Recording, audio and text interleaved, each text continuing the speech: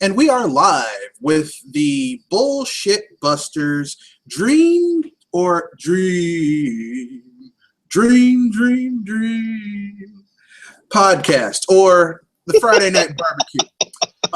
This podcast, we're going to be talking about all types of wonderful things. We're going to be talking about that Daredevil Netflix show.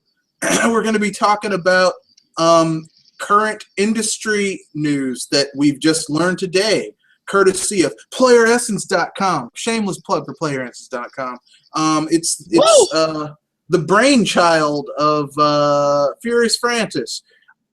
So you guys should go over there, PlayerEssence.com. We'll also be covering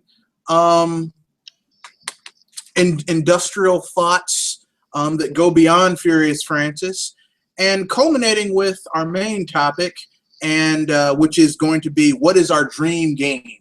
What is the game that if we had all the money in the world, no limits, we would get made? I mean, even if it's something that legally we couldn't really do. All holds are barred. We also will allow we'll also take questions.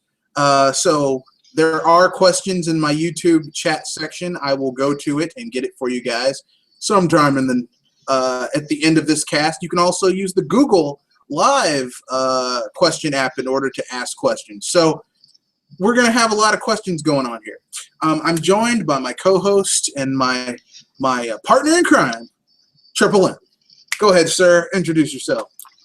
Hey, the lone wolf and fondness for games that pops out of my artworks, and well, it was quite savvy week until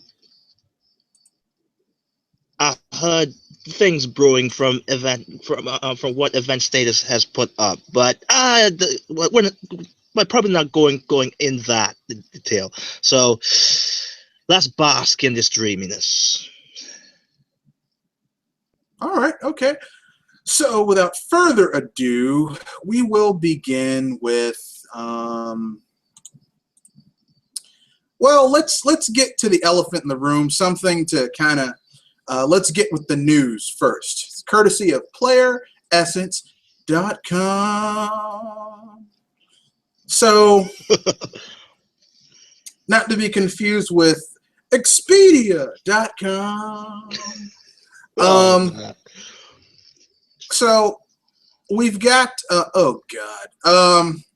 so we've got the big news of this week, which is we've got sales numbers from the NPD. I'm just going to cover NPD for March. We'll talk about it. It's on Player Essence, so that's kind of fun. But just looking at that that news on the hindsight on Player Essence, two out of three are very short.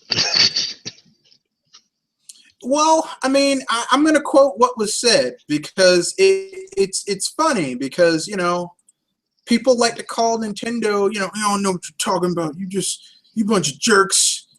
Here are the responses, and I'm going to read them. And I'm going to say Nintendo for last because it's that's what we do. Yeah. Okay. Save the best for last. Microsoft. I'm going to do Sony first because they're riding high. We are truly honored. PS4 is the top-selling console and number one in software sales, again, according to NPD sales data for March 2015. Never mind that most of those are third-party games, so the money's not going to you fuckers.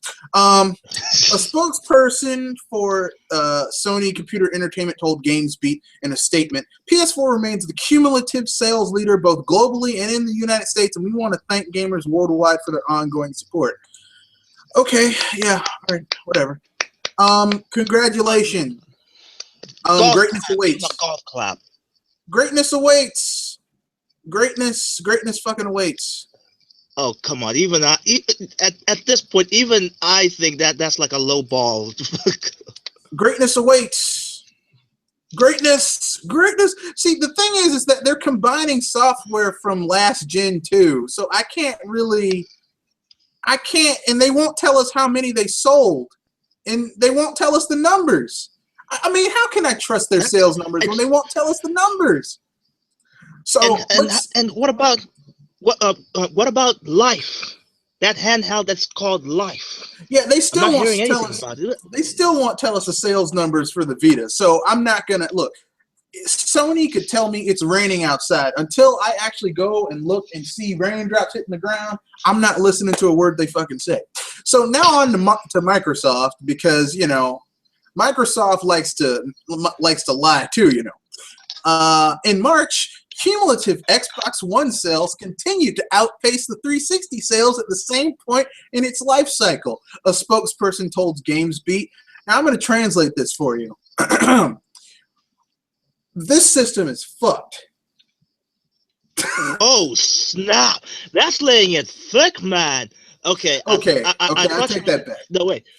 Wait, I thought you were going to go as far to say a YouTuber here that keeps calling the Xbox the dead box one, which even I thought that was a bit too No, far. But I know what you're saying. I take it back.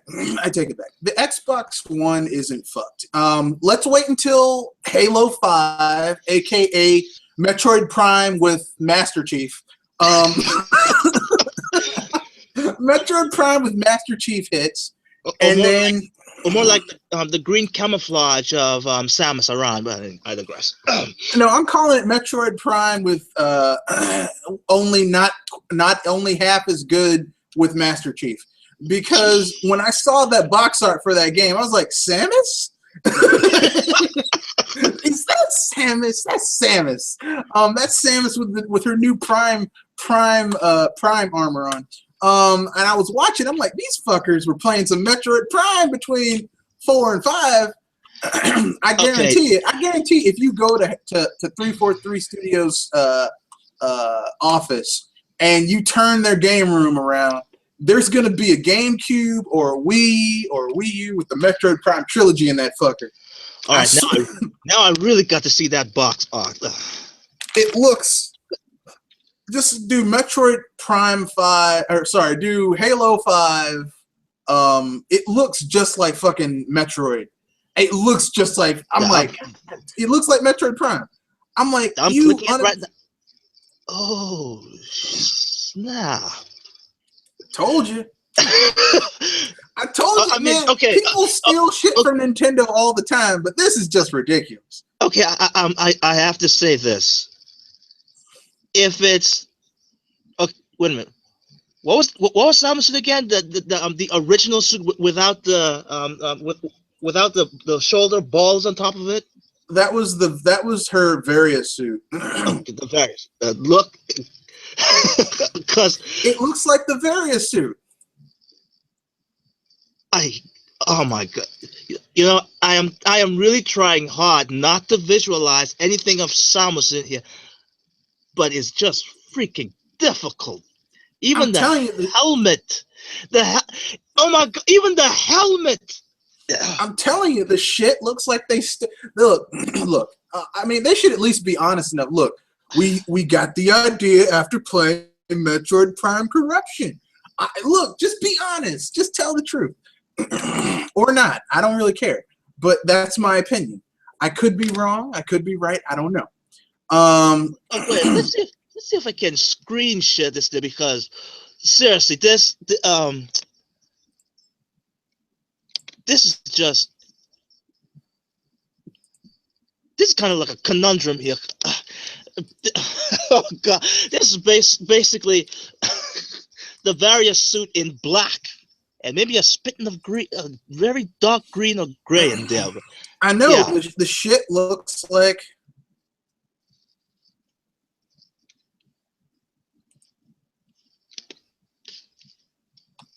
I know the shit looks like. The shit looks like Metro. It looks just like Metroid Prime.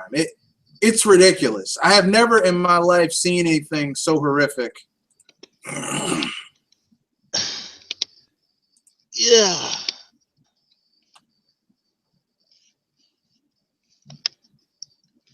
Oh crap! Not doing a mistake here. Never Well, mind. I mean that's okay. Let's move Look, on. if you guys want to join in, just Google Halo 5 box art or concept art. The shit looks like Metroid Prime 5. I swear. I mean, Exactly. I mean, literally, like I remember watching. I'm like, these fuckers, these no talent hacks.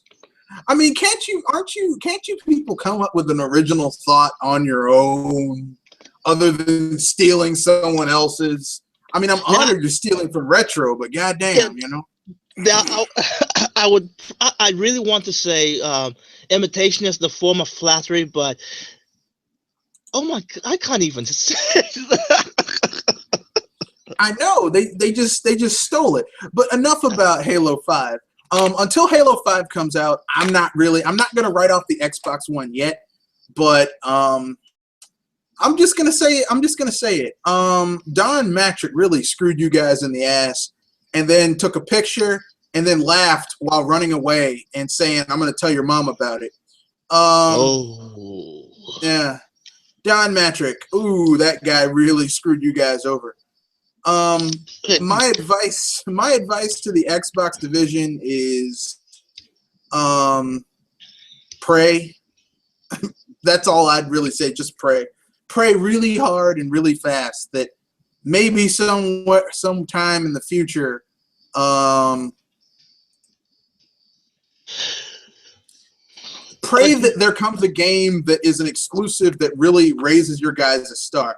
Because even though I hate the Xbox division with a passion that is maybe like 50% below as much as I hate Sony, You're not the um, only one, it would but be terrible for them for this gen to just be a complete for Sony to just roll over everybody. That would suck. So now that I've said that, yeah, you guys really need to get your shit together and go find Don Matrick and beat him up with a lead pipe, because he screwed you guys over. He screwed you guys over bad. So now we're going to go to Nintendo, who said the new 3DS XL system continues to inject a growth into Nintendo's handheld business, and the momentum created for the Wii U in 2014 has carried over to 2015. Take these two elements, add fun, exclusive titles starring some of the biggest names in gaming. I wish I could do a Reggie Fils-Aimé voice, but I can't, because it would really sound awesome if it sounded like Reggie was saying this. And overall sales of Nintendo hardware systems so far in 2015 have increased by nearly 60% over sales during the same time frame in 2014. My body is ready. you know what? Let me give a try at this. Total hardware sales in 2015 have increased by nearly 80% over sales during the first 3 months of 2014. The Legend of Zelda Majora's Mask 3D added more than 184,000 total units in this second month, bringing lifetime sales to more than 7,700. I can't believe I screwed up there. 730,000 total units. Super Smash Brothers for Nintendo 3DS added more than 110,000 total units in its 6 months on that market, bringing its lifetime total to 2.4 million units. Here, I'm gonna do a WADA for the Wii U. Hello. Please understand that total hardware sales in 2015 have increased by more than 20% over sales during the first 3 months of 2014. Mario Party 10 launched on March 20th and sold nearly 2,090 2,900 290,000 total units in its first 2 weeks. Super Smash Bros. For Wii U and Mario Kart 8 continue to sell well in their respective 5th and 11th months on the market, bringing their lifetime totals to nearly 1.6 million total units and more than 1.9 million total units, respectively. The momentum for Nintendo software and systems should continue over the next few months thanks to a strong lineup of software that includes the just-released Xenoblade Chronicles 3D for the new Nintendo 3DS XL that came out April 10th, and Splatoon, which will be coming directly to you. Ha! Wii U, May 29th. Ha ha! I'm joking. These two games will come directly to you. Directly to you. Please understand. But anyway, now that we've messed around enough with the please understand, basically, Nintendo broke down how they're making their money because they are making money. Trust me, it has gotten cheaper to make the Wii U since last year. They are making money off of this shit. And yeah, they spent $184 million buying 10% of DNA. But hey, you know, it's Nintendo. They punch above their weight all the time. But Hey, enough about that. Who's to say that spending money is actually wasting money? We don't know about that yet.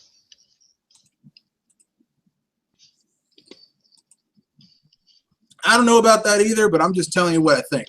But now that we've talked about those sales numbers, it's time to talk about the 3DS specifically.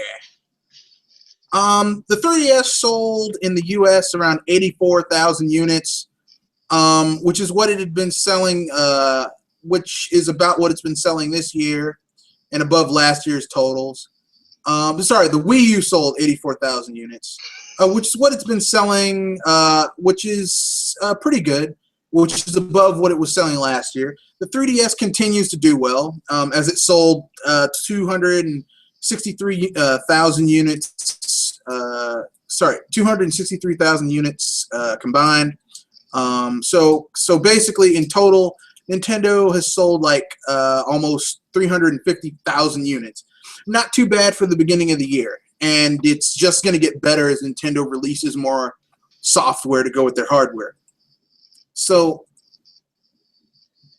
yeah, so the people that keep saying that the Wii U is doomed, or the NX going to be replaced, the NX is going to replace the Wii U. You guys are smoking some good stuff over there. well, we can talk about that. I've been hearing a lot of people say that Nintendo is going to drop the Wii U. Look, they're finally making a decent profit on the Wii U, and they want to increase their coffers and their profit. So obviously, I think they're going to stretch the Wii U out to a 6-year console cycle to give their next console time to kind of come together for them to set up some deals so that right off the bat they're going to have a decent lineup of games right getting off into it. I think they're going to work out some deals with some bigger indies that are moving up to being third parties. Really, 6 years, not 5 years, not 5 years like they normally do. Well, the Wii was 6 years. Yeah, that was actually an exception. I know, but I'm gonna give you the reason why I think it's gonna be 3 years. Okay, I mean it's gonna be 6 years and not 5. Because the Wii U is finally getting cheaper for them to make. They're probably gonna come out with a model that's even cheaper this fall, or not this fall. They're gonna probably show that off at E3.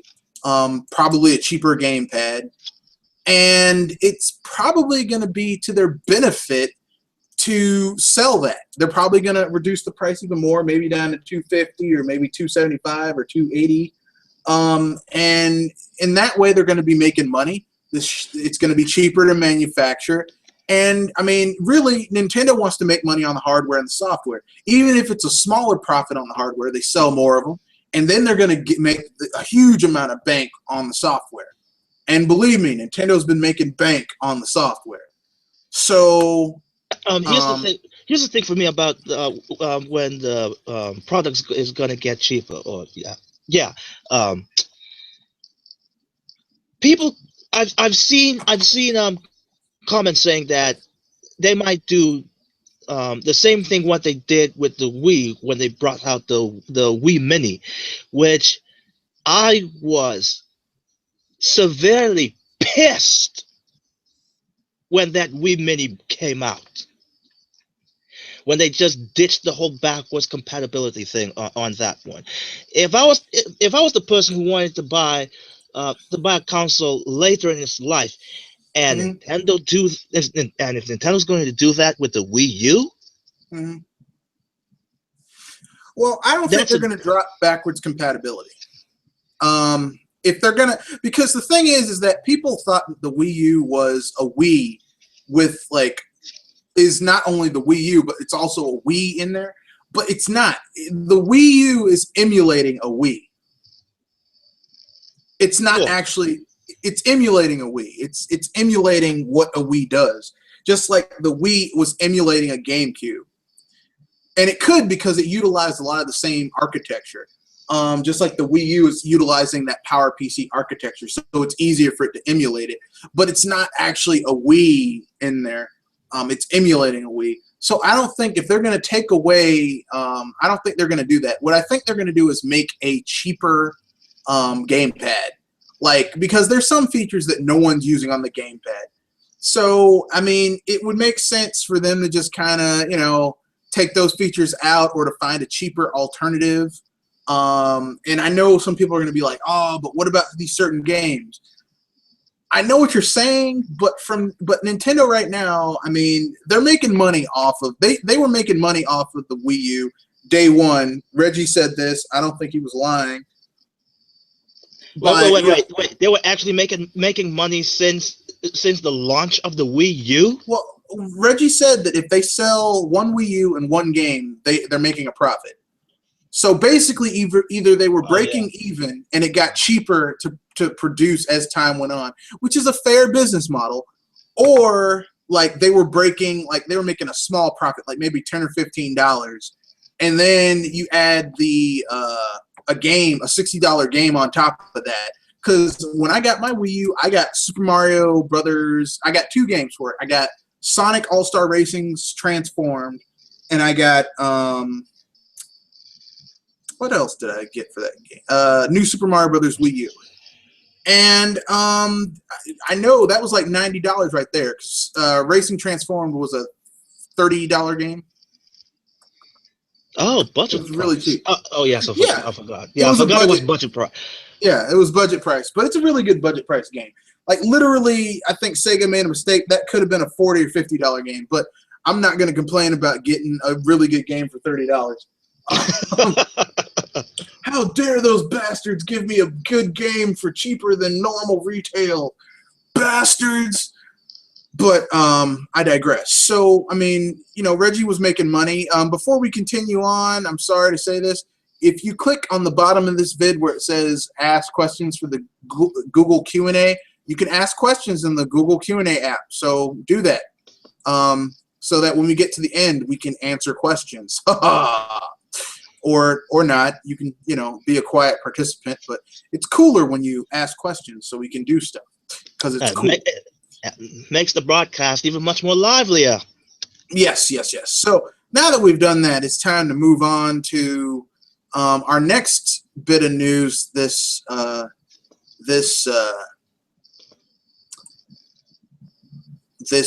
year, this month, this day, whatever. This week, and that is a little bit of news about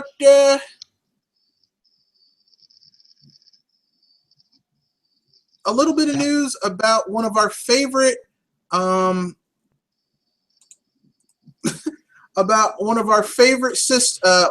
favorite franchises, Star Wars. I don't know about you guys, but I'm a huge Star Wars fan. I have all the SNES games.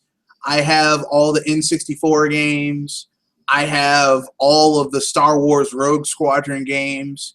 I have all of the PC games, except I don't have the Dark Knight ones, the Jedi Academy, any of those, but the ones with Cal Katarn. But I have the other ones, the ones that most people know about, KOTOR, KOTOR 2.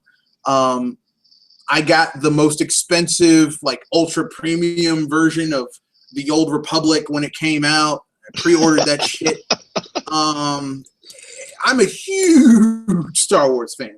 I've got Star Wars Battlefront 1 and 2 on the PS2 and the PC.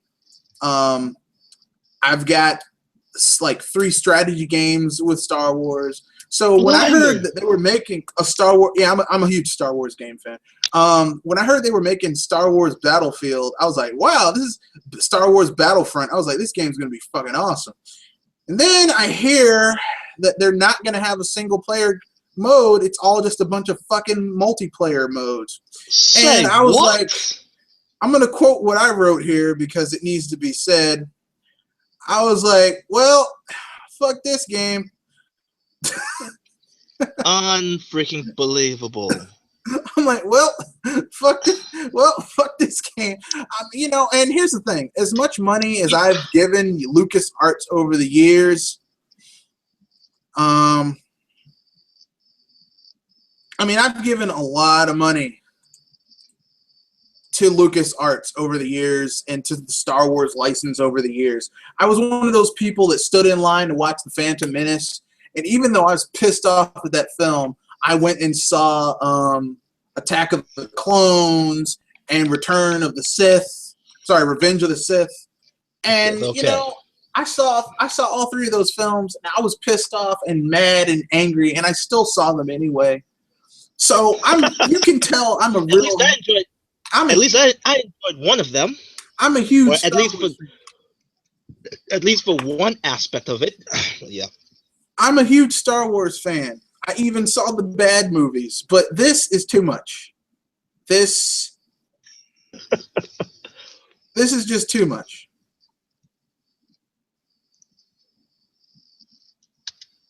And to be honest, it looks wicked. My only gripe is that about the trailer. I am not sure, but to be honest, I thought I was looking at a CGI movie, and hopefully that was not the case. But well, this is DICE, so first of all, after the debacle that was Battlefield 4, I wouldn't trust DICE to tie their shoes, much less program a game. So, they're like, the developers are like, we want people to get to not feel like they're being cheated. You motherfuckers! After Battlefield 4, you guys need to be like a rat pissing on cotton. Quiet.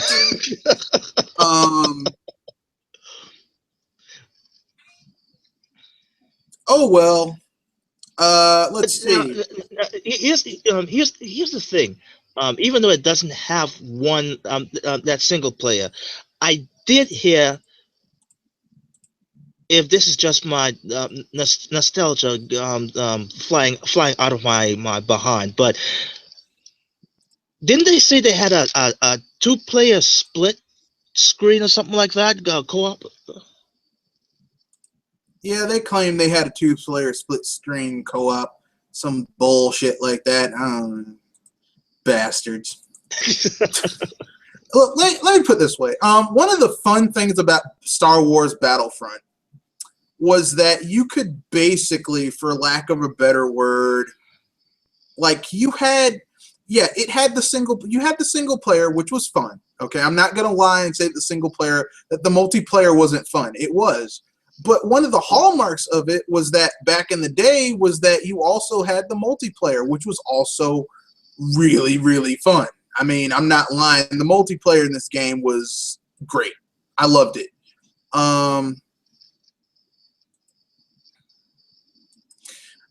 One of the coolest things about the multiplayer in the game was that basically you could friggin' do so much.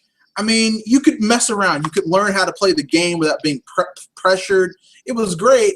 And then they fucking made they took away. Of course, on the PS2 version of it, most people didn't use the multiplayer, like the online multiplayer, even though technically you could use a modem to play it online, but it was like a real pain in the ass to use. Most people just played the single player, and then when their friends came over, they'd play the multiplayer, split screen. but it was still fun. And they just, I mean, it's like EA, they take awesome franchises and fuck them up. Why do you, Jesus, Disney, why would you do this? Why? I mean, I would trust anyone with the Star Wars license other than EA. you know Disney. They're not the kind of company that keeps tabs on video game companies. But yeah, because it seems like they're not very interested until it became. Yeah, until that industry became a money grabbing machine. But yeah, I will say this: like, I'm not sure, or someone could just debunk me on this, but I I'm having a strange feeling that this is kind of like Destiny, or was it Titanfall effect? Just because there's no single player, but there's actually that co-op couch multiplayer thing. It's kind of like Destiny and Titanfall situation, but only it has some aspect of offline gameplay. You know, I would normally agree with you, but I can't, because the fact of the matter is that these bastards, like when someone tells me that a game doesn't have a single player mode, here's what it tells me. DICE didn't start working on this game till last year, and the lazy developer says, oh, I don't need to make a single player mode. I'll just fucking add other players and a little bit of AI for NPCs, and it'll be multiplayer. Fuck you if you don't. Look, Star Wars, fuck you if you aren't a good enough developer to make a game to have a single player mode. Fuck you. That's what I have to say to DICE and EA. Fuck you and your mama too. Now here's the thing. You know, back when Nintendo first showed Splatoon, that we only heard that it was primarily online multiplayer focus. Yes, even me as a Nintendo fan actually had a freaking gripe on that aspect, and hope to dear God that they would implement single player campaign later, and that was the case. And I was really hoping that Battlefront would go in that same route, but unfortunately, yeah, I'm having. You know what? That's your fault, because when I heard that Nintendo was making Splatoon, I was like, well, they're obviously going to have a single player component, because Nintendo always has a single player component, even with games that are very heavily multiplayer centered, like Mario Kart 8 have a single player component. Mario Kart 8's single player component is piss poor and kind of shitty, just racing continuously in order to get 3 stars on every circuit on all the levels of difficulty. It's kind of a motherfucker, but I mean, it's there. I guess I'm just simple-minded then. No, I'm just saying. It's because that's what Nintendo does. They want to make a game that appeals to people who want to play in a group, or people who just want to play by themselves. Whatever. I was about to say with yourself, but that sounds kind of disgusting. So, yeah. So if you want to play by yourself, they have a mode for you. If you want to play with your friends, they have a mode for you. If you want to talk to your friends while playing, Nintendo's like, fuck you. But other than that, they're kind of, they're real cool about it. But with EA, with this shit, since they pulled that shit with Titanfall, I'm like, because Titanfall was made in a year. It was very quickly made. It was very... See, what EA wants to do is release a Star Wars Battlefront every fucking year, and they want. I'm really hoping that's not the case, man. Oh yeah, they want to release one every year, and they want to fucking make it like they want to turn this into an annual fucking franchise. They want to make one every year, so there's not going to be a single player because single player takes time. You have to actually have level design and AI. Yeah, and now speaking about if this is going to be, and yes, probably it will be, a 1 year cycle, 1 year cycle of game. Um, we should already know coming to this that they're gonna shut down the server before the sequel hits, because it already happens with just about every other single franchise that comes out every once a year. And this Look, last all I'm one, going to say is this. It's EA, and EA. I mean, it's where good franchises come to die. So here's what I predict is going to happen. This Star Wars Battlefront, people are going to buy it, and then it's going to get horrible reviews, and then people are going to be like, "Fuck this game," because EA's already shown that, especially DICE, that they're not trustworthy as developers, and EA is going to lose some money on it, or it's going to hurt the reputation of the franchise. or And they might get freaking sued by anyone. They get sued, and Disney's going to be like, okay, we're going to have to personally step in and make sure you don't fuck this up. Oh. And when that happens, EA is going to be like, well, I wouldn't be surprised if that game that's being ported over to the Wii U, I wouldn't be surprised if it's a Battlefront light game. Or maybe not. I don't know. I'm just bullshitting. I don't know. Whatever. Actually, you know what? Wait a minute. Did they say that they're going to port at some sort of game that has this connection with Battlefront on Wii U? It's EA. They're putting it all on. They're putting it all on the current gen consoles except for the Wii U. And I know people are gonna say the Wii U is weak. Bullshit. Oh, we haven't gone to the topic yet. But the only reason I'm asking this because I think you're putting a big faith on EA to actually do some sort of port of any. No, I didn't say EA was porting it. Remember when we had that thing where what's his name was where that studio that ports all those games for Square Enix ported Deus Ex Human Revolution. Oh, shoot. Oh crap! What was it? Yeah. They said they were porting a huge game that was like AAA and shit like that. Battlefront. Battlefront would be AAA. And I think it's rated T for teen, not M. Not M for mature. Yeah, I think it is rated T for teen. Or not. I mean, I don't know. Whatever. I don't care either way because I was going to get this game, but when I found out that it doesn't have single player, fuck this game. I don't look. You don't have single player? Yeah, fuck you. I'm not buying your game. So, you want to bring a topic now, or? Now, speaking about the whole Wii U is weak debacle, has anyone checked, or no? Let me say it as KFD say it best. And yes, I'm going to cuss, so preemptive apology here. But did you see that shit?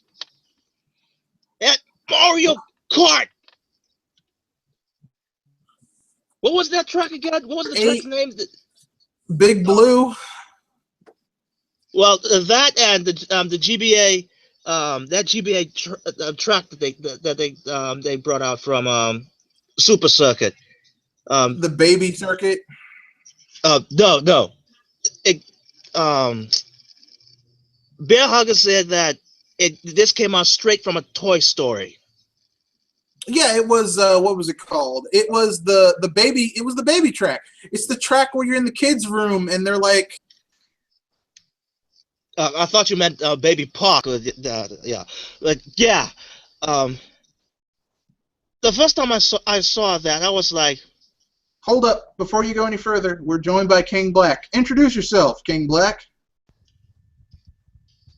Hello? Hello? Hello? Hello? oh, I think we're having a timeout here. Yeah, I think you might be in the wrong podcast, sir. Yeah, we can hear you. Yeah, yes.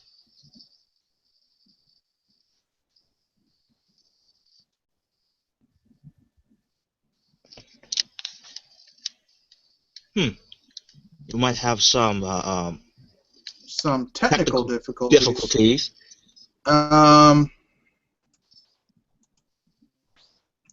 So basically, what was I about to say? No, go ahead. I'm sorry. Yeah. When I saw that, I really thought that I was like, wait a minute, Nintendo's having a Toy Story game. And then when I saw the track and actually saw Cotton going in there, I was like, holy shoot! In my mind, I really thought that this was just CGI. Again, kind of like what happened when Mario Kart 8 was first debuted. So to the people that keep saying that the Wii U is weak, please understand, you guys are BSing. No, you guys are drinking that Kool-Aid. They're full of shit, is what they are. That's right. You heard me. I said it, and I mean it too. Look, if you think that the Wii U is weak after seeing the graphics on Mario Kart, and I know what some people are going to say, well, that's first party. I'm not seeing first party games that look that good on the other consoles. And if you say, no, that's not true, you're a lying sack of shit. Okay? I mean, I played the Order 1866, and even the simulated titties they had in that game didn't look that good. Okay? Are you really going to go there? Well, it's true. They were simulated boobs, and they didn't look that good. Oh, I know some people are going to be like, oh, you're just being a hater. No, I'm telling it like it is. They did not look good. Now, listen, shoot. I was actually trying to check out Mario Kart Super Circuit. No, that was a Game Boy Color. No, right. Anyway, I was trying to look, see that track from its original game. Although I haven't gotten there yet. But for some reason, I doubt that track looked just as good. It might even play even better in Mario Kart 8 than which game it originated from.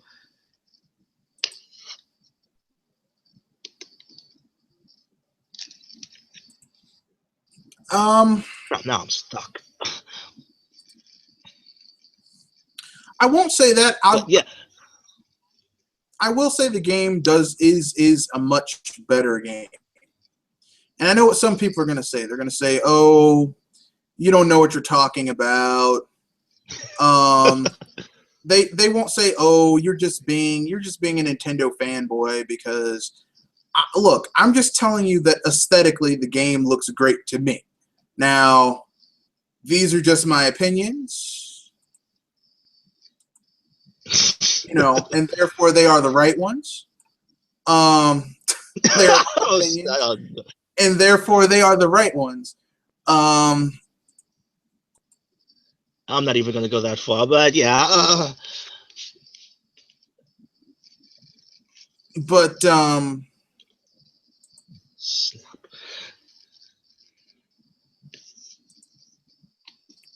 But what I'm saying is that, I mean, like aesthetically to me, and I've talked to people who are photographers. I've talked to people who make games, I just recently talked to two friends of mine, one of which is a programmer for a small gaming studio that makes games of a certain nature in Japan. These games are of a certain nature. I don't want to get too deep into it, but they're big in Japan. That's all I can tell you. And the reason I know this guy is because I stayed with his friend when I did my semester abroad when I was in college, and we still keep in touch because his English is actually pretty good, and my Japanese is terrible, and so he was the translator for us. And basically, like, I asked him, I was like, which is more? Plus, you guys know Mario TGP. He's a developer himself. I've asked these people, what games use more energy. Games that look like what Nintendo's putting on their system are graphically more intensive than shit with a lot of gray and brown. So yeah, something that Shadow Fox, something that Shadow Fox himself said. So they yeah, output. Two things I wanted to say. Go ahead. Sorry.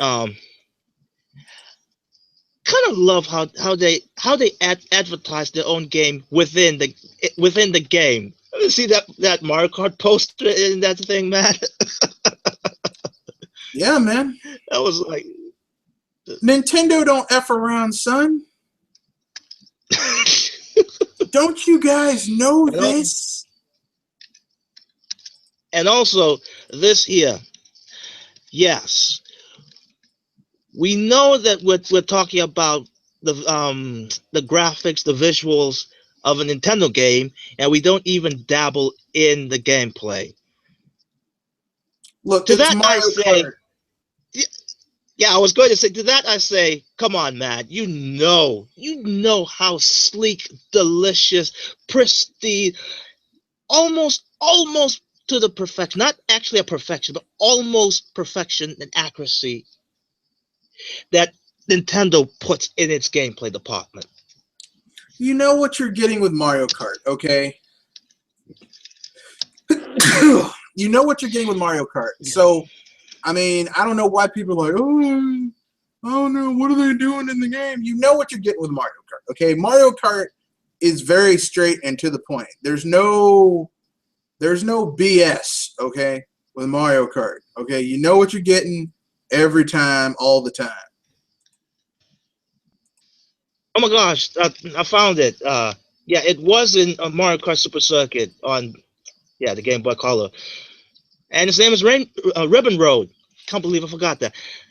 I'm looking at the screenshots for the GBA, and holy crap, does it look so much different in Mario Kart 8.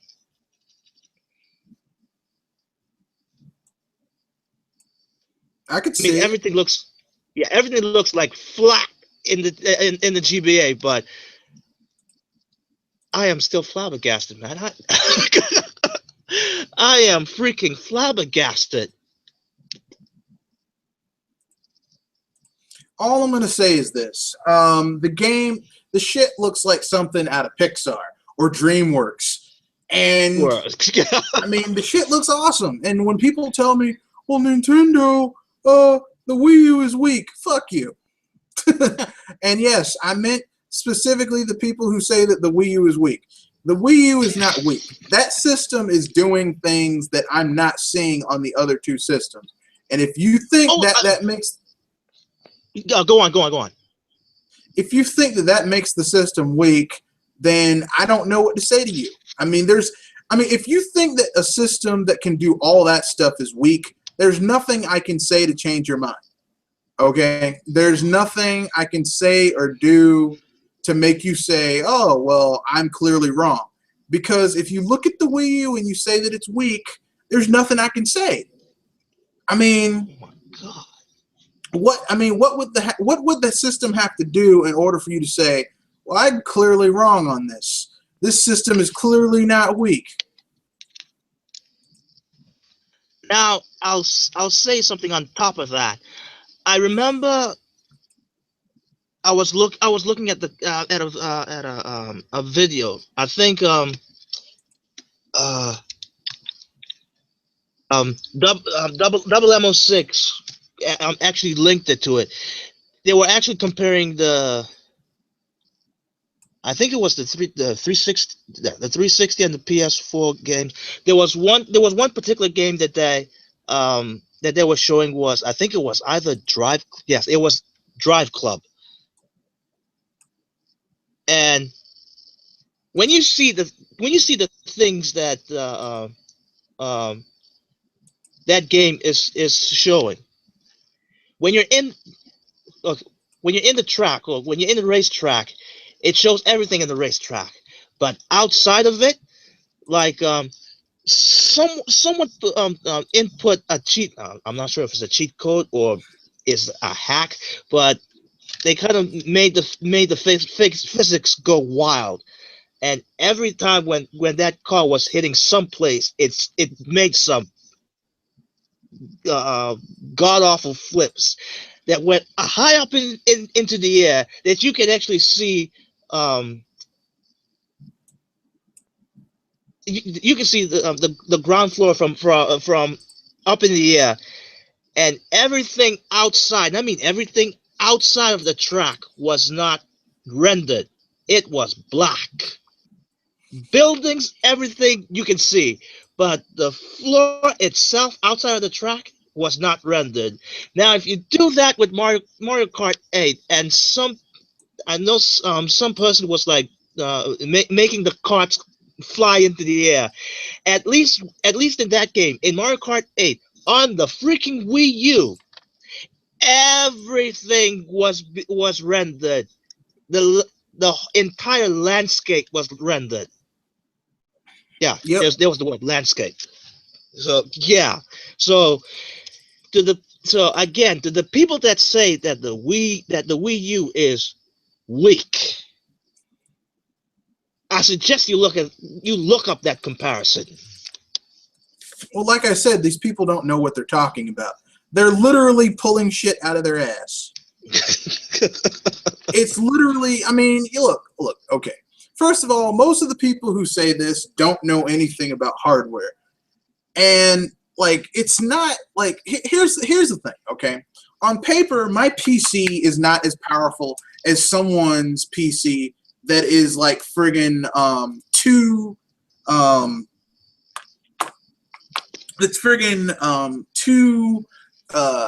R290s right there next to each other. Like, I know people that have 4 graphic cards on their PCs.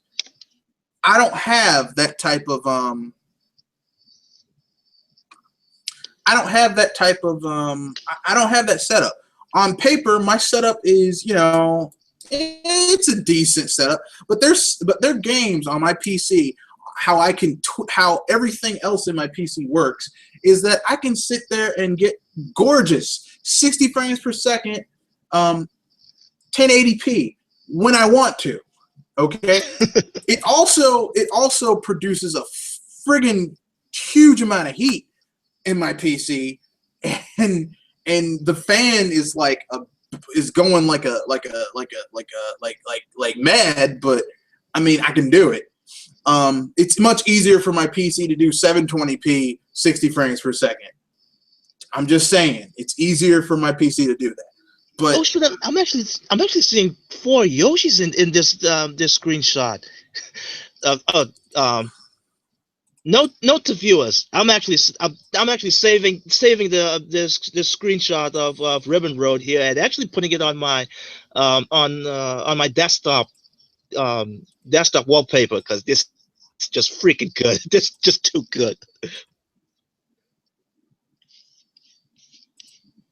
I digress. PC. I mean, I'm just saying they don't know what they're talking about. They open their mouths. They don't know what they're talking about, and that is kind of creepy.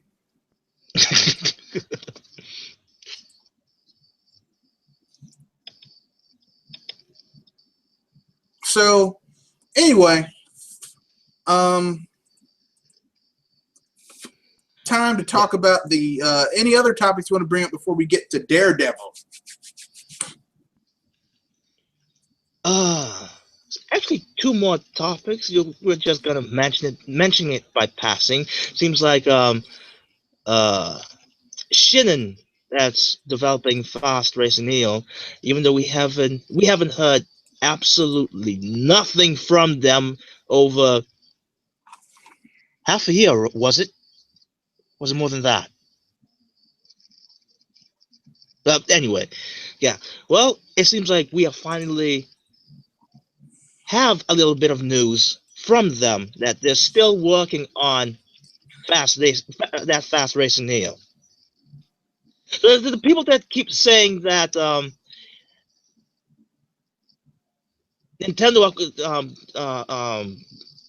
for lack of a better word, acquired them to make F-Zero.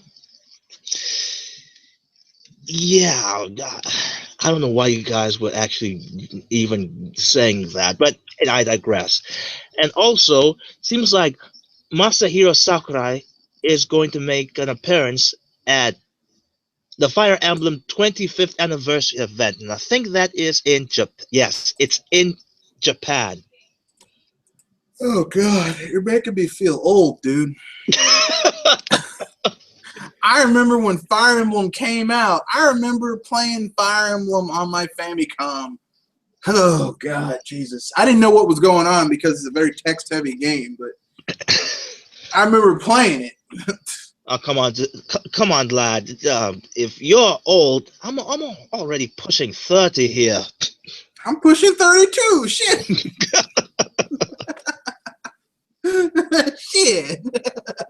Enough about how old these damn games are. Even though Mario's older than I am, and Link's gonna be the same age next year. Yeah. But I digress. And Samus is looking hard at 32. But I digress. Damn, Continue. That lady can keep her age even passing that age. But anyway, I digress. But yeah, those are the two topics. Any others? And by the way, before we crack on Daredevil, I have finally had the chance to see Captain America's Winter Soldier and X-Men Days of Future Past. So I feel like I'm up to date. And how was Captain America Winter Soldier? I was actually surprised how it played out. Did not expect how the story went like that, because I really thought that heck, even the entirety of Shield would just. I didn't even think it was like corrupt from the inside. I thought it was just it just flip flop. Just some bad apples. Yes, and go all evil. I tell you this much. There's only one thing that could happen in that movie that would have made it better. If Samuel L. Jackson, when he props up at the end, if he'd have been like, it's like, well, motherfucker, you thought I was dead, didn't you? Did you, motherfucker? What? Said what? Say what one more goddamn time. I dare you. I double dog dare you. Why are you talking like that? I don't remember asking you a goddamn thing. It's like, what do I look like? What do I look like? You're a man. Yeah, I'm a man. You're a black man with one eye. Yeah, but do I look like a bitch? No. Then why do you try to fuck me like a bitch? That would have been the most poetic scene ever to exist in Marvel. Unfortunately, that movie was rated PG-13, but if it had been on Netflix... Or they just go balls to the walls blazing. If it had been on Netflix, it would have been a better... it would have been a better better experience of Raw. Oh, Yeah, it would have been Raw, right? oh man. But yeah, now with Days of Future Past, I must admit everything's been reset. So hopefully from Um, well, okay, I will admit not entirely, but hopefully they can do better now. you Fox, know, I'm looking at you. I really, I'm gonna make a confession to you guys, the viewers. I really didn't give a shit about Days of Future Past. I don't give a shit about the Young X-Men. I don't give a shit about any of these characters. I don't give a shit about young Charles Xavier with a head full of hair. I don't give a shit about buff Magneto. Because they still have old as fuck Wolverine, old Hugh Jackman, who's really looking his age. Like he's aged well, but you can tell he's older. Yeah. And like him, like, oh, I'm the Wolverine, you know. It's getting kind of old at this point. Frankly, at this point, I think we need to take a break from X-Men. Like we need a break from X-Men, and I'm tired of it at this point. You know, I can't disagree with you there. Yeah, I need a break. I need there needs to be you know, guys, let's just like the next 4 years, no X-Men movies, nothing. Just leave it alone. Just you can make it Fox, you can make a cartoon series, but it's got to be like the old cartoon series with the theme song and X-Men. It's got to be like that. You know, that's it. That's the only thing you can do. You can't make any more X-Men movies for the next 4 years because I'm burnt out on X-Men. Okay, unless that next movie is going to take 4 years. Oh crap! No, if it takes 4 years, it's going to be over budget. I'm just saying. I need a break from X-Men. Like I need a break, just like I need a break from Final Fantasy.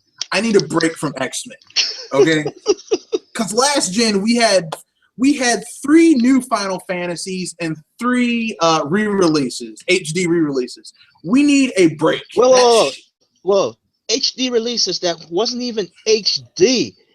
No, we had Final Fantasy 7, Final Fantasy 7, Final Fantasy 8, and Final Fantasy 10 re-released on the PS3. Remember? Oh yes. I'm sorry. It was like 10 and 10-2 re-released on the PS3, yeah. And now they're remastering it for the PS4. So really, it's like at this point we're just getting the same shit we got before. So you know, whatever. But I need a break. I need, you know, it's like you're in a relationship with someone who, when you like, shit used to be really awesome, but now every time you're together, it's a bad experience. But you don't want to give up quite yet. So you take a break from each other. Like you say, you know what, for the next like 3 months, let's not like hang out anymore. And she says, okay. And, you know, you get out of jail free card for like 3 months.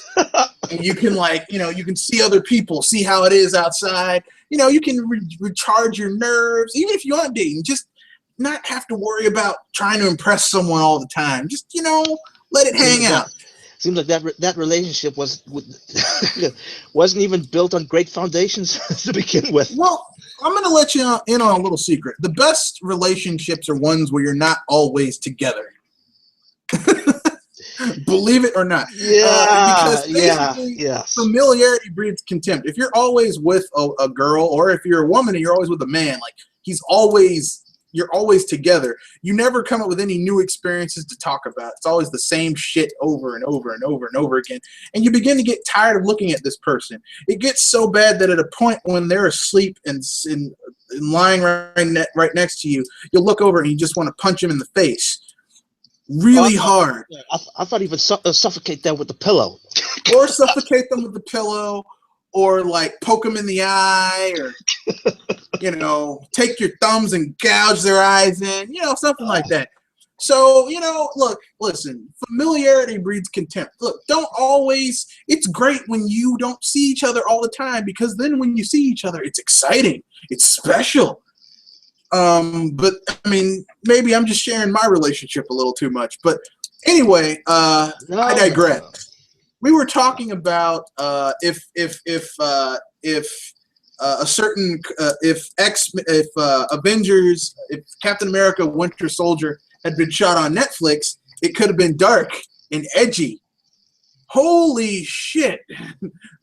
Daredevil on Netflix is dark and edgy. And I mean that in a good way. Yeah. I don't mean like that bullshit dark and edgy that DC's always trying to pull. I mean this shit had more balls than Christopher Nolan's Dark Knight trilogy. This shit was vicious. I would say the Kingpin would fuck up Heath Ledger's Joker. Why so serious? Yeah. What are you doing with that car door? No.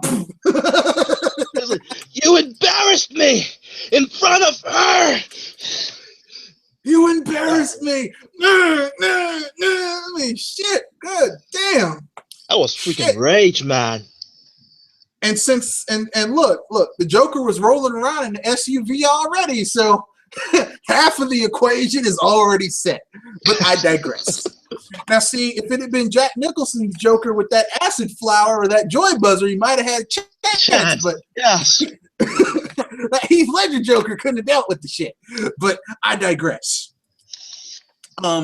I'm not going to spoil this series for you. Triple M's seen it as well. We're not going to spoil it for you. What we will say is this. I will try very hard not to spoil it. What we will say is this, though. It is balls to the wall, son. It is balls to the wall. Speaking about that, they handled the comedic aspect of it very subtle, very subtle, and I liked about that. It wasn't overbearing, or it didn't spill on in everything, but it was like comedy, right touch, just that scene. Yeah, there was a little bit of comedy in it. There was a little bit of comedy in it. There was a lot of pathos. Really, like you couldn't really feel sorry for the Kingpin, but you understood more of what his motivations were. You got into his head a little bit more. Okay. Now speaking about the whole villain, feeling sympathetic to the villain, which is something I brought up before with Man of Steel. Yeah. And you would totally denied that for General Zod. But I digress. Don't feel sorry for General Zod because he's over the top. There is nothing subtle about General Zod. He's this guy. Like they don't explain his motivations. He's like, okay, we're gonna create a new Krypton. Why? You have a planet where every Kryptonian would be superhuman. So really, you could have let those dudes out. But they could have killed Kal-El, and you would have ruled the planet. Why the fuck would you want to create a new Krypton? It makes no sense. No. It actually does make sense because he just wanted the normal way of Krypton, like the devastation never happened. Normal way of Krypton. It makes no sense. It makes no. It's like Johnny Cochran from the Chewbacca defense from South Park that Johnny Cochran uses. This Chewbacca is a Wookiee from Kashyyyk, and Chewbacca is a Wookiee from Kashyyyk, and yet he lives on Endor with a bunch of Ewoks. It makes no sense. Chewbacca is 8 feet tall. Ewoks are only 3 feet. It makes no sense. It makes no sense. It kind of makes sense for the dictatorship, or I digress. But I do digress. It's Daredevil, pretty awesome show. I was what we talked about before this stream about Vincent D'Onofrio's take on King. You know what? There was one aspect I was disappointed, but when I look back, I shouldn't be. They never used the word or the name Kingpin. I always say Wilson Fisk, and I was over when they said um, this man should not be named.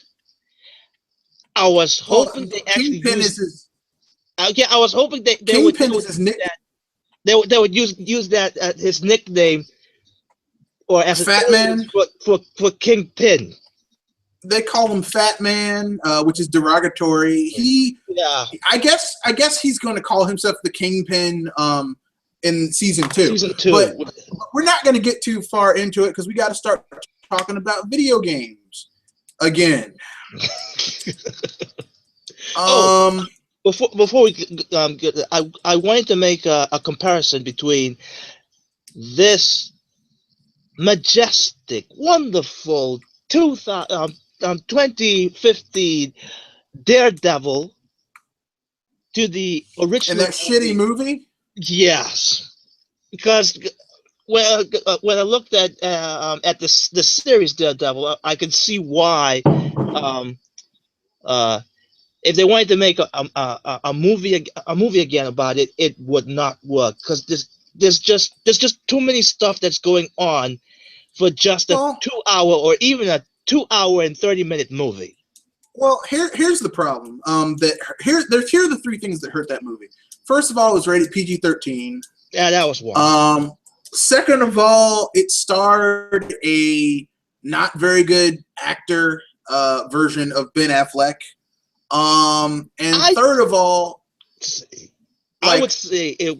So I'm sorry. I can't put the blame on solely on Affleck because really it was the writing that was. No, like they literally okay, let me put it this way. There was, and then thirdly, there was just like you said, there's too much shit in there going on. There were too many characters. Like literally, if it had just been Daredevil versus the Kingpin. Kingpin, yes. Like they threw Bullseye in there and Elektra and Dave and Steve and Tom and Dick and Larry. I'm like, look, there's too many fucking people in here. It needs to be one hero, one villain. Okay, the thing that's is how it works. The thing is, I could have seen that movie ending with Daredevil getting some sort of solution, but he is still out of reach of the Kingpin. But you might actually find out who is pulling the strings, which is the Kingpin, but still has not yet reached to him, and that could have been in the second movie. No, I tell you what would have made that movie great. The end of they take out Bullseye, they take out Elektra. They just have the Daredevil finding out the Kingpin, him getting to the Kingpin's penthouse, him going all the way up to his office, and then you don't see the fight. You see Daredevil get thrown out of a window. Like he gets thrown out of a window, and that's the end of the movie. You're like, what the fuck happened? Then when you make the sequel, you show what happened during that fight, and you have Kingpin getting back up to strength, fighting Kingpin a second time, and he puts the guy in jail, and that's the second movie. Yeah, but they didn't do that, and I'm not gonna talk about that anymore. It's time to talk about get to these questions. Or we could abandon the main topic because the questions are very interesting. Yeah, let's do that. Let's abandon the main topic. Just do the questions. I guess we'll start with we'll do the Q&A questions first or the channel questions first. Is there any questions in the Q&A? There are questions in the Q&A. You want to do those first or the channel questions? Yes, let's start with those first. Okay, let's start with the Q&A questions. Okay, then. This first one is from a favorite, Anderson Archilla. Kind of dumb to ask, but how big? I gotta give a clap to Anderson Archilla because this man is consistent when it comes to yes, he is. viewing this podcast. he is an active viewer. But let's get to his question. Kind of dumb to ask, but how big do you think this Star Wars event is going to be? An airline already painted Star Wars on one of their planes, so I'd imagine maybe like the original trilogy, but multiplied infinitely by the internet. I disagree. It's going to be big. Disney's going to try and make it big, but nothing will ever come close to the original trilogy. Nothing will ever come close to the original trilogy. Okay, Fuck J.J. Abrams. I am going. I know. Everyone's like, "Oh, J.J. Abrams." Look, he fucked up Star Trek. So, I mean, he got what he wanted. Star Wars. It could be awesome. It could be shit. I don't know. I fell into the hype train before with the prequels. So don't do that shit. Okay, we got old as shit Han Solo and Chewbacca, and actually that was the best part of that trailer. I don't give a fuck about the girl Jedi or Finn. I like old Han Solo and Chewbacca. That's who I want to see. Make a movie with old Han Solo and Chewbacca. I'll watch that. I don't give a shit about these new people. But that's my own personal opinion. What do you think? Heck, they could even make that plane crash of Han Solo. I mean, yeah. They could have even filmed that plane crash of the actor, and it'll still sell like $1 million. Harrison bucks. Ford, yeah. Harrison Ford really is Han Solo in real life. The dude's a pilot. He lives in California. He like goes around like rescuing people in his helicopter and his planes and shit. He really is Han Solo. Really, he really is Han Solo. But I digress. Yeah. The next question, does that answer your question, Anderson? He's got a lot more, so let's get because we got a lot of questions here. People have actually been participating. Half the question. Half the question. You've answered your half. Let me answer mine. I'm going to go on a different route and say that yes, it's going to be bigger, just for the sake of difference. Okay, all right. Okay, dude, I like you guys, but what's up with the damn movie TV talk for like an hour? What BS are you guys busting talking about TV for 45 minutes? Well, that's a good question. Because I literally cannot expend a huge amount of fury talking about, because people have heard it before. You got to mix it up. You can't continuously talk about EA's bullshit or Sony's bullshit or Microsoft's bullshit or Nintendo's bullshit. You can't talk about bullshit all the time. And sometimes you need to talk about something that's equally awesome, but in a good way. So, Daredevil. Which is actually one of the depending how you view this, it's actually one of the few or many, as I said, depending how you view this, that came out that pleasantly surprised us in this, at least this year or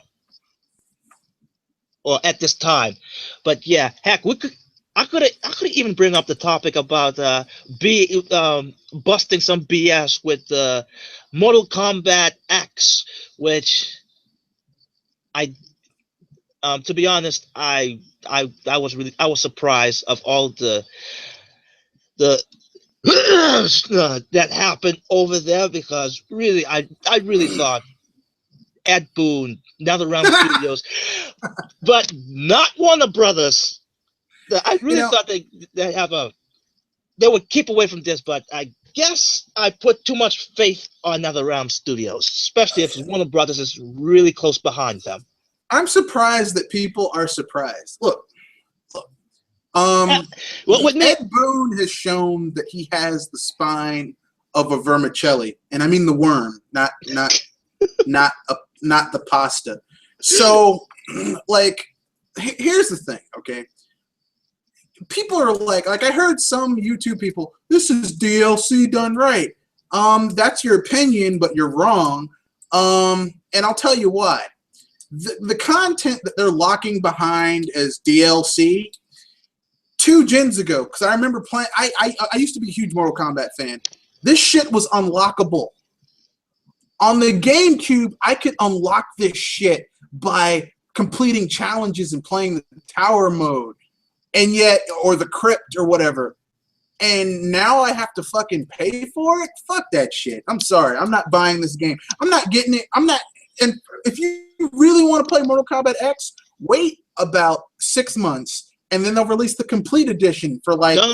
$30. No, it shouldn't be. It shouldn't be called Complete Edition. It should be called the Combat Edition. Well, no, it'll be complete with a K. Complete edition. Yes. Because that's Mortal Kombat shtick. Everything. Someone has a learning disability and they spell C's with K's, C words with K's. Our next question. Before we move on, I will say this one thing here about the whole in the single player mode you can skip the fights. And I mean, skip the fights entirely. You're not going to see your CPU, your player controlled by a computer, and see how he handles in a fight.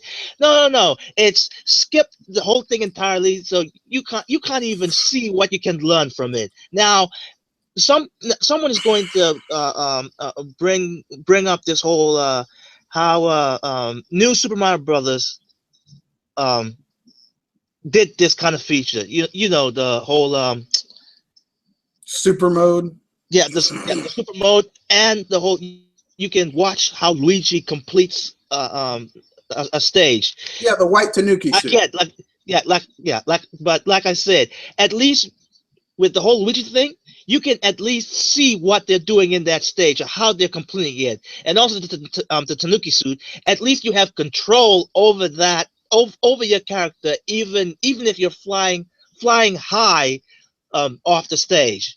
But with what MKX is doing with skipping it entirely, I'm like, yeah.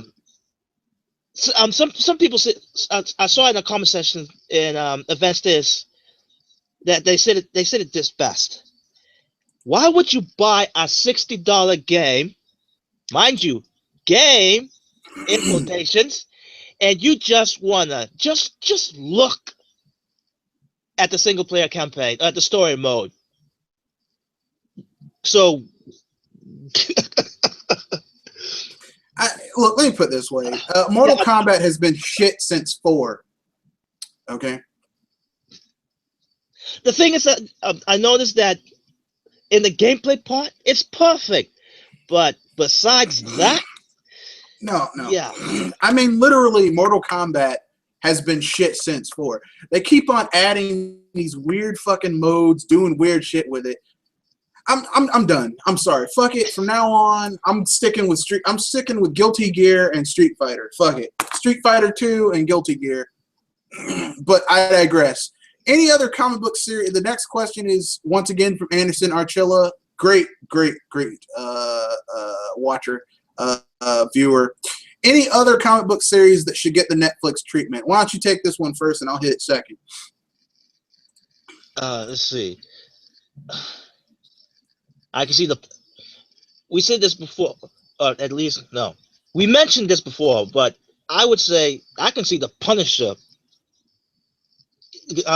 have the Netflix treatment, and I mean, no pulling punches. They really go in it hard.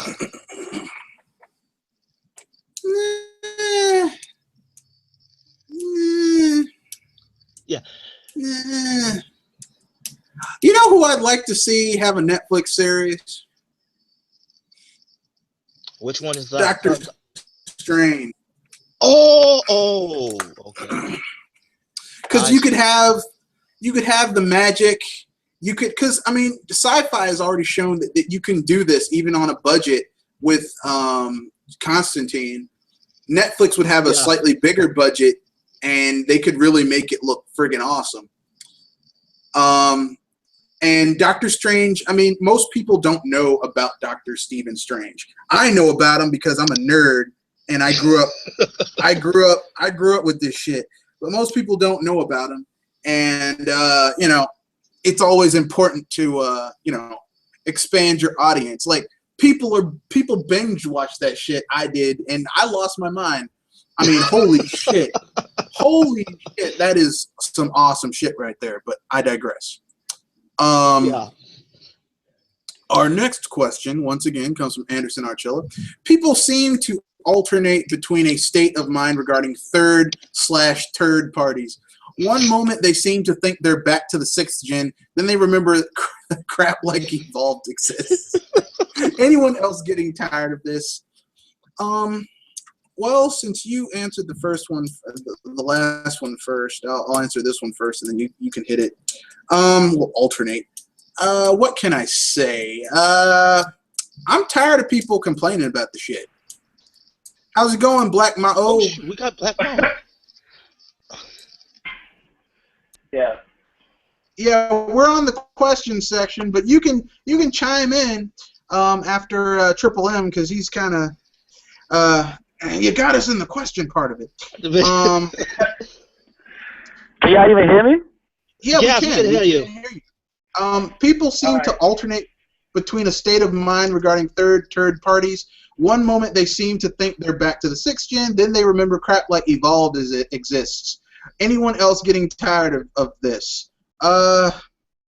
Yes, I am. I mean, it's like third parties or someone who molested you, right? And then you're like, well, they changed. No, they haven't.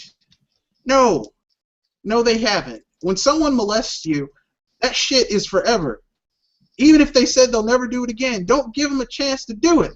Okay? No, don't give them a chance to screw you over. Because I'm gonna tell you right now, away from you. You screw me over once, you won't get a chance to do it again. But that's just me. I could be crazy. You know, I'm also very vengeful minded. People in my family, my grandfather remembered when the doctor slapped his ass.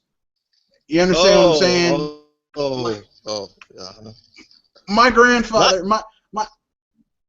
yes, not everyone is going to take that lightly. My mom remembers the kid who used to steal her milk money when she was in kindergarten. Daycare. And I remember the kid who was like 2-3 years older than me, who I used to get in fistfights with. I mean, knockout brawls in daycare. I remember that kid, and if I see him today, I'm gonna beat his ass. We hold on to grudges. Don't be like me. Don't hold on to grudges like that, except when it comes to giving people your money. Someone sells you a shitty, half-completed game, don't just run out and buy their next game. Wait a little bit. See what they're doing. I mean, that's the reason I don't buy... I refuse to buy Bethesda games day one anymore. Yeah. I won't do it. I heard someone like, man, Bethesda's coming out with Fallout 4. I don't give a shit. Why are you excited? It's going to be glitch the game. Pretty much. I had the 360. It froze up all the time. Even for the 360. I mean, anything from Bethesda on a console. Or actually, considering that I was a Bethesda fan before it became popular and they started putting their game on consoles, they would ship the later versions of their games with a disc that had all the patches you needed to make the shit playable. Why are people surprised? Like, I can't believe people complaining, I can't get this shit to run on my PS3 or my Xbox 360. It froze on me. It's Bethesda. That's what they do. You know, speaking about they manufacture completely made games at a later date. I kind of miss that, but actually I digress. Now the question itself, to me, I'm actually not tired of it. I'm actually amused. You like laughing at people's misfortune, that's why. Okay, let me be clear. I do not laugh at misfortune when it happens to you the first time.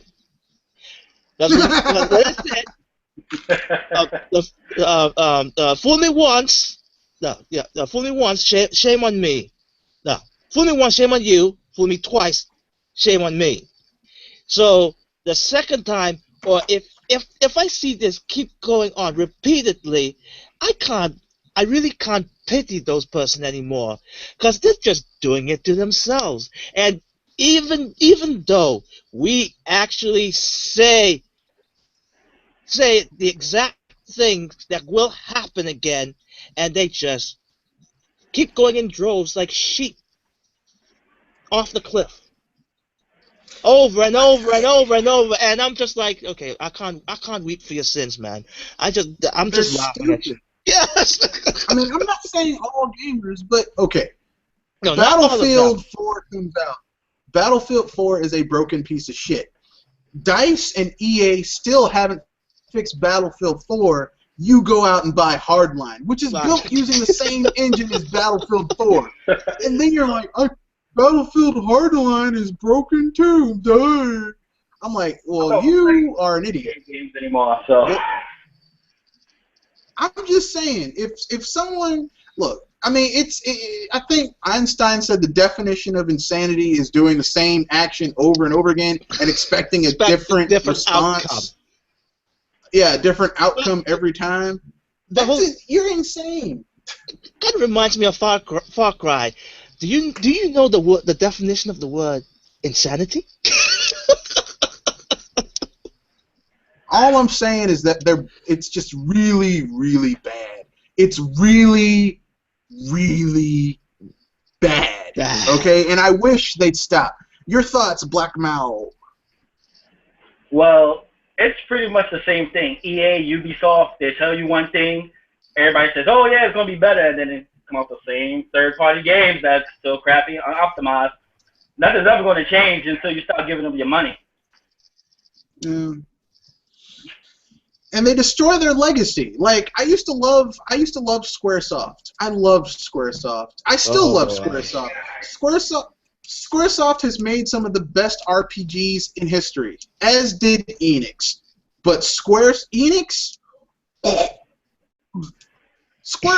is a pile of vomit that was compressed on a disc. Those are their games. Okay. Square Enix is funny because they'll make a good game and then they'll just milk it to death, and then it'll be bad because nobody wants it anymore. Final Fantasy 13 is a good example. It could have been good, and then nobody liked Lightning that much. It could have been good. No. The only way Final Fantasy 13 would have been good is if they had sent, before Hironobu Sakaguchi made Mistwalker, if they'd have sent him $1 million and said, please, like, what was that, like in that movie, Please Stay, where John Cusack holds up the boombox playing Baby, come back! They should have done that. And Hironobu Sakaguchi said, "Here, you make Final Fantasy 13 because we don't know what the fuck we're doing." Then it could have been saved. But unfortunately, we also wouldn't have gotten 13, which was terrible, which was a terrible Final Fantasy game, and then 2 shitty sequels. So at this point, actually, not even begging for Sakaguchi to come back. How about just have him guide the developers? No. Oh, okay. You beg here. You beg here. Like, you get on your knee. You do in Japanese culture. They have this thing called the shame bow, where you literally like prostrate yourselves in front of someone, and you put your head on the ground, and you like cry. You beg. That's how they should have been begging Hironobu Sakaguchi, but they didn't because they're assholes. They fired him because of Final Fantasy: The Spirits Within. Like it's his fault. You guys made that shitty movie. And it's just one mistake of his. Now I get that in Japanese culture that they have this responsibility thing. Yeah, sit after that one mistake, you sit in the corner, and we're not going to talk to you. Yeah, I get that. Even though fired his ass, they didn't sit him in the corner. They fired that was actually going too far. I'm like, yeah, damn. But they got their comeuppance. That's the price you pay when you get in bed with Sony. Sony has STDs if you're a company. You get in bed with them. You can't look. There ain't a penicillin shot to fix what they'll give you.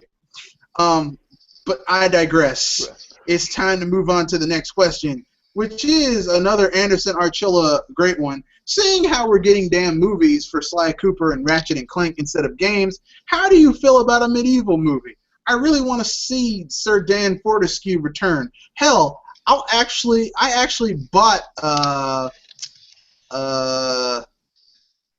that medieval game, that medieval move game just to see him in HD.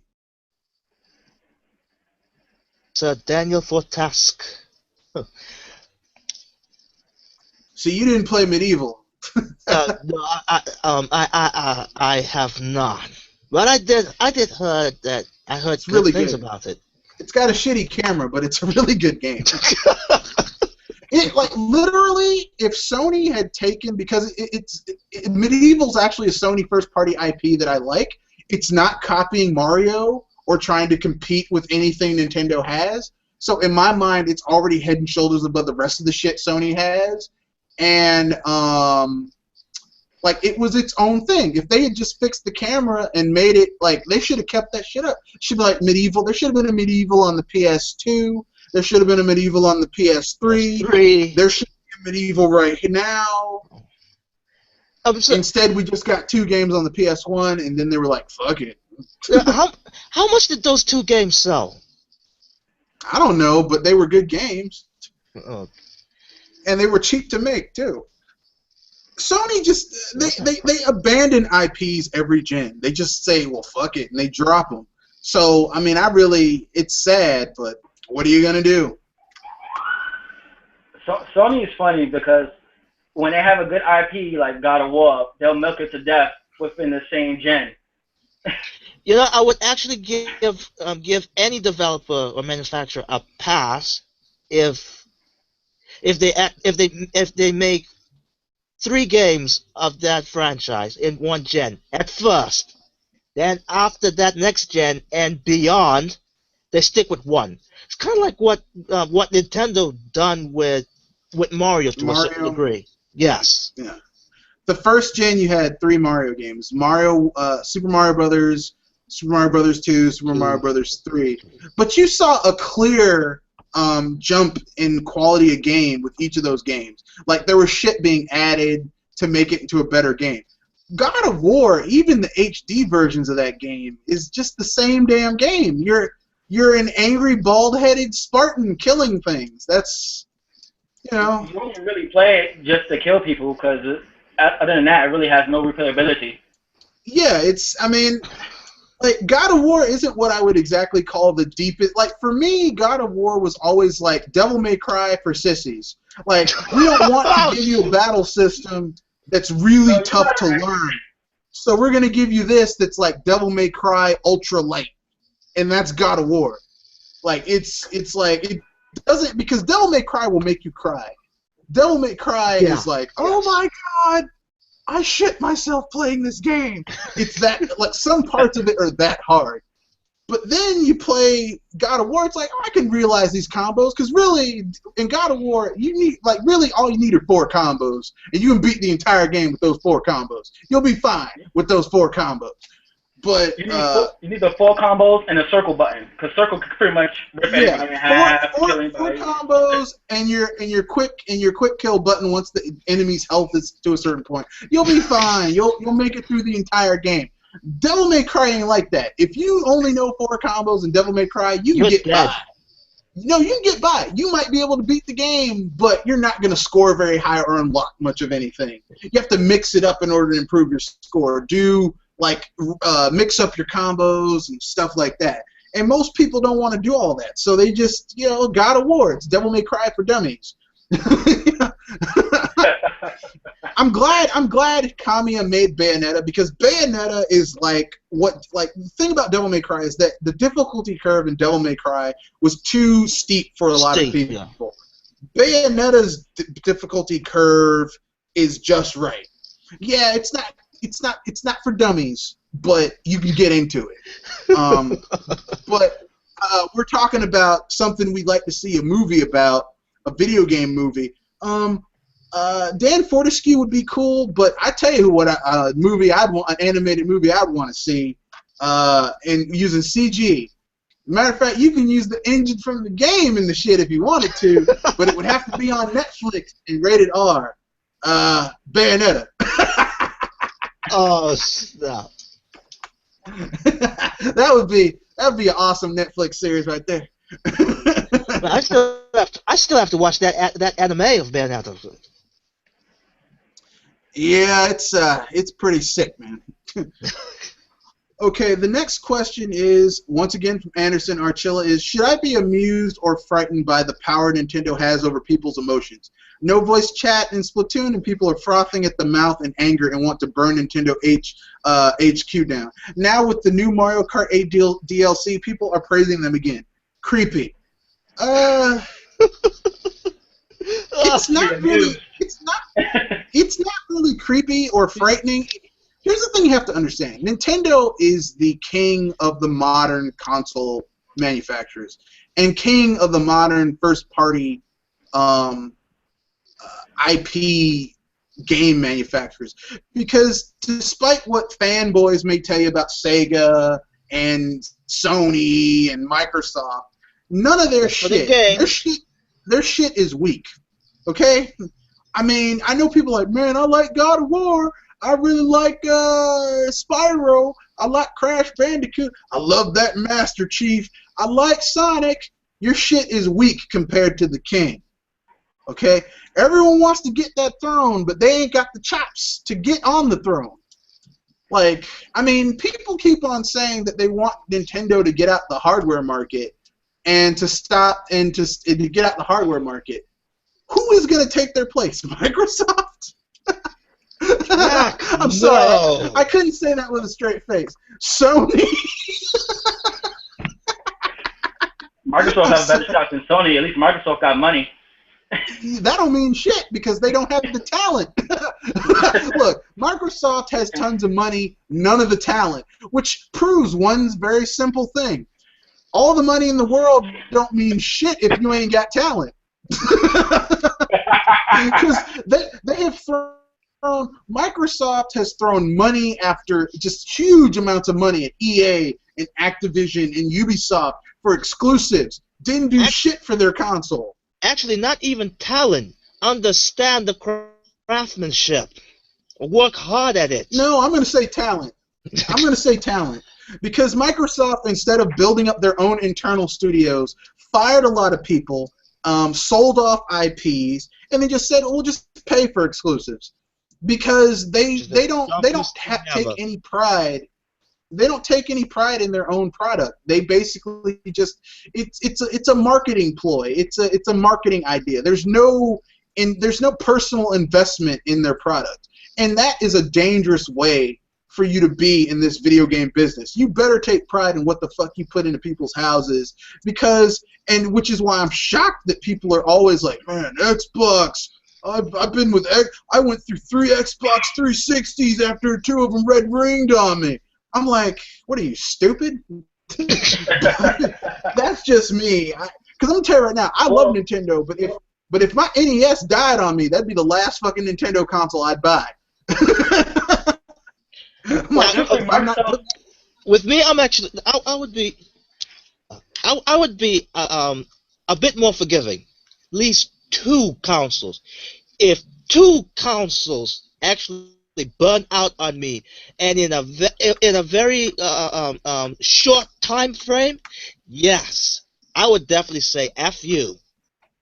No, you get 1 with me. 1 time, and that's it. But thankfully, I've never had a console die on me. Of course, I've never owned a Microsoft console, so I've been lucky. But you were going to say something, Mao. Yeah, Microsoft doesn't really even care about the Xbox division. You can see it. They just want everybody to be on Windows. Watching Windows 10 come out. Oh, what's the Xbox One? What's the PC? That's all they care about. Yeah. The market. Yeah. Because I mean, it's clear to me that Microsoft is merging. Basically, like the Xbox One is going to be the last Xbox console, in my opinion. What Microsoft is going to do is that they're going to combine Xbox. It's going to be one central platform. They might have a streaming box you can attach to your TV. That's going to be what they wanted to do with the Xbox One originally, but it was delivered so poorly that people got pissed. And that's going to be like, it's not going to be a console in the traditional sense. There's going to be no discs. You're going to be able to play the games on your set-top box, your Xbox set-top box, your Microsoft Windows set-top box. They're not gonna call it the Xbox, or they might, but it's not gonna be an Xbox. And your Windows 10 device or Windows 11, whatever the future of Windows is gonna be, because it's not worth the amount of money they've been losing propping up that dead-ass division. They're getting nothing out of it. They're losing the hardware race. The name is a joke. And I know people like, well, they recovered. There are still people who are pissed about that shit they tried to pull with the Xbox One. So, Yeah. you know, look. I buy one just because of that. Yeah, when I saw look, Phil Spencer. I know a lot of people. Phil cares about you. Phil doesn't give a shit about you. Okay. And before anyone says, how do you know? When I was in City Air, we partnered up with Microsoft. They have an office in Bethesda, Maryland. I met Phil Spencer. He's a fucking corporate suit, okay? He is a puppet, okay? He says whatever the fuck the people who are holding his stick tell him to say, okay? He does. He's the corporate. He's a suit. He does what he's told and goes where he's told, okay? Nadell and the investors say jump. He says how high. Okay, Phil, just like Major Nelson. Major Nelson doesn't give a shit about gamers. Sorry, I know that breaks some people. I know that busts some people's bubble. But I thought Major Nelson cared that my grandma was sick. Major Nelson is a tool. Okay. I have to say with Major Nelson, at least he keeps. he brings no, not happy, no, oh crap, what was that word again? Head in the tip of my tongue. Levity. He kind of brings life in. He's very upbeat. So I wanted to say. He brings an L word to the Xbox division. It's called lie. We can't just turn off the PRM. We can't just flip a switch. Well, actually, yeah, you can flip a switch. We flipped the switch. Shut up, Major Nelson. Go sit in the corner and shut up. If you were real, because, I mean, it's like the Xbox One was made with no gamers in mind. Why would you sell a console that you can't use any of your past shit with? I mean, if I spent $200 in controllers and headphones and all that shit, why would you screw me over when I buy your next console and say, oh, you can't use any of that old shit? I mean, that is such a douchebag corporate way of thinking. You know what? It's kind of ironic since the NES all the way to, I guess I should say, the GameCube. Nintendo had that kind of mentality too, but then after the GameCube, that flipped, and I mean that thing didn't flip just for the Nintendo. No, it flipped for all three of them. Actually, dude, it was different. I'll tell you what. If you owned an old-fashioned TV that didn't have the AVG three-prong thing. Oh, if you're gonna go that older way, TV, okay. you had to screw that thing in there. You could use the same one for your NES, to your SNES, to your N64, all the way up to your GameCube. Well, at least I have to say, not all of it is like that. Not all of it is like that, but you could use it, because I know I used the same one for 3 systems. And then when I got my GameCube, I used the alternate one I had for my because I didn't have a TV that had those. I used the one from my N64 for my GameCube and also for my Wii. My point is this: there's always been some aspect where Nintendo's like, okay, we're gonna save you some money. Shit, Microsoft and Sony. Oh, all that. Oh, you spent $300 on peripherals? Fuck you. Buy some more. I hate that. I hate when people don't respect the money you spent on their products. I hate that shit.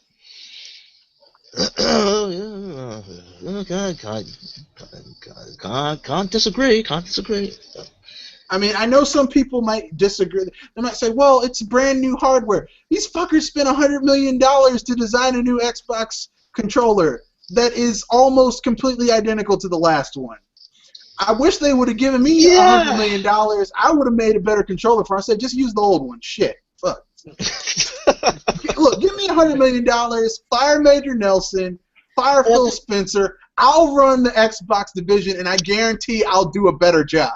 And I think with the original Xbox controller, there was just small things they just need to improve. What I don't know why the it was just the D-pad. That was it. The controller was fine.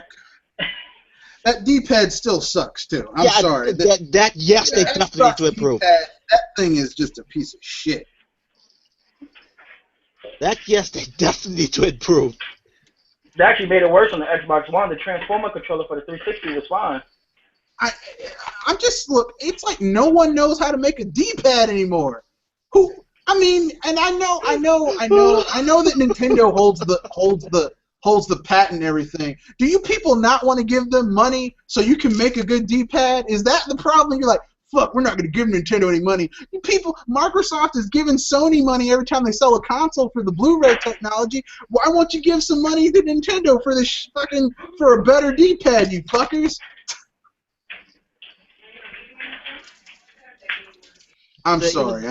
Even the GameCube controller, the D-pad for the GameCube controller, it may be small, even small for my fingers. It works. Dang it, it works. It works. I'm gonna tell you something about Nintendo controllers. The shits look awkward as fuck when you look at them, but once you get them in your hand and you use the game that the system is designed for, it clicks. But I digress. On to the next question from Anderson Archilla. Regarding GameCube games again, should I play Star Fox Adventures and Assault? I know both have their issues, but I feel I owe it to my Fox Amiibo to play more than just Star Fox 3D. Besides, I broke my Circles pad trying to get the medal for Katina.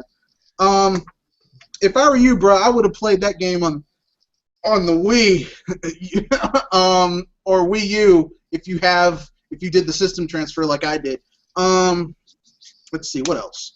I would say for the Star Fox Adventures and Assault, I would say skip Assault. Skip Adventures, play Assault. I wouldn't say skip them. I would say at least borrow or rent them, because actually Adventures was actually the first game that introduced me into the series, and even though that was the case, I already... Poor baby. You got screwed, dude. That's the thing. But the ironic part, even though I didn't have experience with the previous two games, I still felt like I see what they're going with this, but I feel like there's something's missing. But it wasn't enough that I would say screw Namco or Rare when they were making Adventures in Assault. They were like heading for the right direction, but there was still something missing. So to me, I would say at least rent it or find someone that has those games, and if they don't want to give it to you, at least borrow it. Borrow from them. Look, actually, I'm gonna be frank with you, dude. If you're gonna play a Star Fox game, if you really wanna prove how badass you are, you gotta play the first one. And that's not Star Fox 64. You gotta play Star Fox on the SNES, because that one had the best music. That was like the first techno music before the word techno even became synonymous. In my opinion, it's my favorite Star Fox game. I love it. It's my favorite.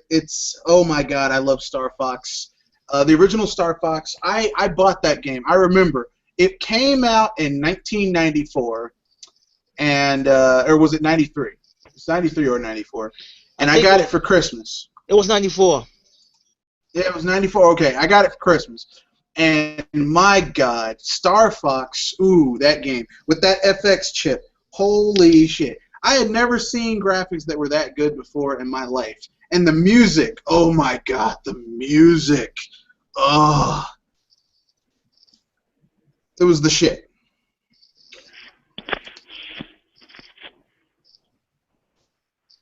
All right. Black Mild, your thoughts?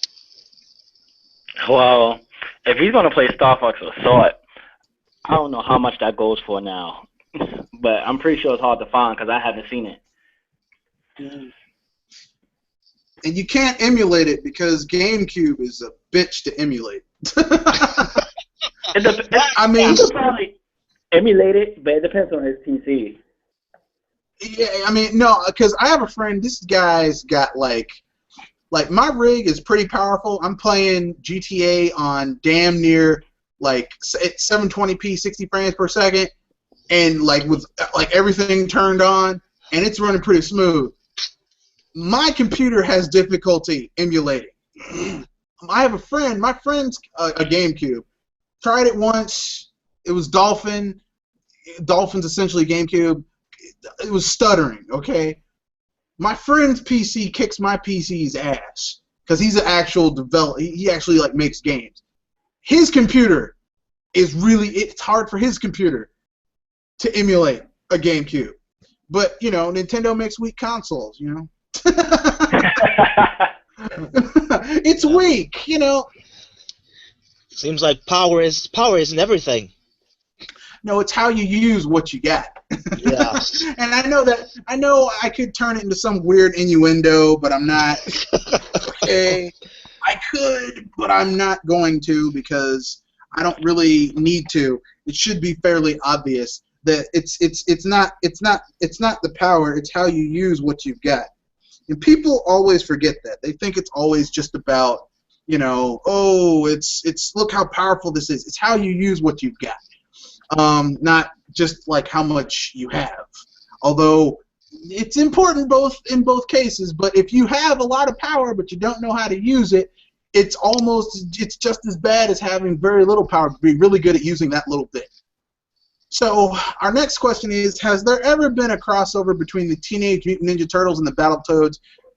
I could really see comic books, an animated feature, and of course a kick-ass beat-em-up from the concept. You know what, man? That sounds cool. I'd want to see that shit too.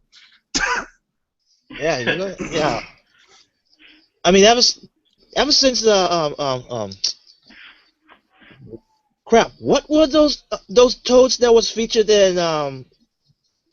in the Ninja Turtles animated cartoon back in the 80s or was it 90s? Because when I saw those the Terror Toads. Yes, yeah. The Terror Toads. When I saw those 4 toads, I was like, you know what? I could see Battletoads with the turtles in this thing, and you would. It would make sense. Yes. Because the Battletoads were just knockoffs of the Teenage Mutant Ninja Turtles any damn way, so it would make sense. It would make sense if they did a crossover, but it's not going to happen because Rare owns the rights. Well, Microsoft owns Rare, which means Microsoft owns the rights to Battletoads. And, you know, frankly speaking, in my opinion, I just don't want Microsoft making any more games if they can help it because they just... especially Rare IPs, because they just, oh god, they raped Rare's corpse. It's out there in the sun, it's filled with maggots, and they're still going back to that corpse, bothering it. So at this point, I just, I went there. So, you know, I just wish they would leave it alone. I just wish they would leave Rare alone. Just let it die in peace. Just let it die in peace or sell the IPs in Nintendo. No, let it die with the little dignity it has left. Sell the IPs back to Nintendo for $1 and call it a day. Just wipe your hands and say, you know what, forget it. Because, I mean, they haven't done shit with it. Look at those shitty games that Rare's been making. Come on, man. A Conker's Bad Fur Day 10-year reunion that's like a platformer with none of the cussing in it. or the voices or any of that shit. It's just got the character, but none of the charm. I'm sorry. Microsoft really pisses me off. So what is it with? Oh, sorry. Next question. Once again, one from Anderson Archilla. What is it with people this gen letting new IPs fail? Not just Nintendo with Wonderful 101 and Codename Steam, but in general. Is it Sunset Overdrive, a colorful shooter with that oh-so-precious voice chat? If so, why did it fail? I fear for Splatoon and Scalebound. I think that Wonderful 101 and Steam were profitable for Nintendo because Nintendo knows how to keep their budgets under control, and they use engines that aren't like ultra expensive to create. Like, don't be surprised if you don't see the Steam engine, the Codename Steam engine used on something else. Like Nintendo knows how to pinch a penny and make it squeal. In terms of Sunset Overdrive, that was a game that, I mean, Microsoft paid for that game to be an exclusive, okay? And they thought... for me, yeah, for me, when I saw Sunset Overdrive on Xbox One, for me, that was already a red flag because even I thought it would have a better chance, at least on the PS4. Well, I was going to say if it was a multiplat. Had it been on PS4, if it had been PS4, Xbox One, and PC, it would have sold better. But Microsoft paid for that game to be an exclusive. They probably gave Insomniac like $100 million. They probably gave Insomniac like $10 million and said make it happen or some shit like that. I don't know. Heck, I wouldn't even think. I wouldn't even go as far to say multi-platform. Even if it was still exclusive, it would have still done better if it was on the PS4. No, it wouldn't have because like there are colorful games on the PS4 that bombed. Look at Knack. Well, Knack is just bad. No, Knack is definitely a disaster. Knack is not only bad, but you have to remember something.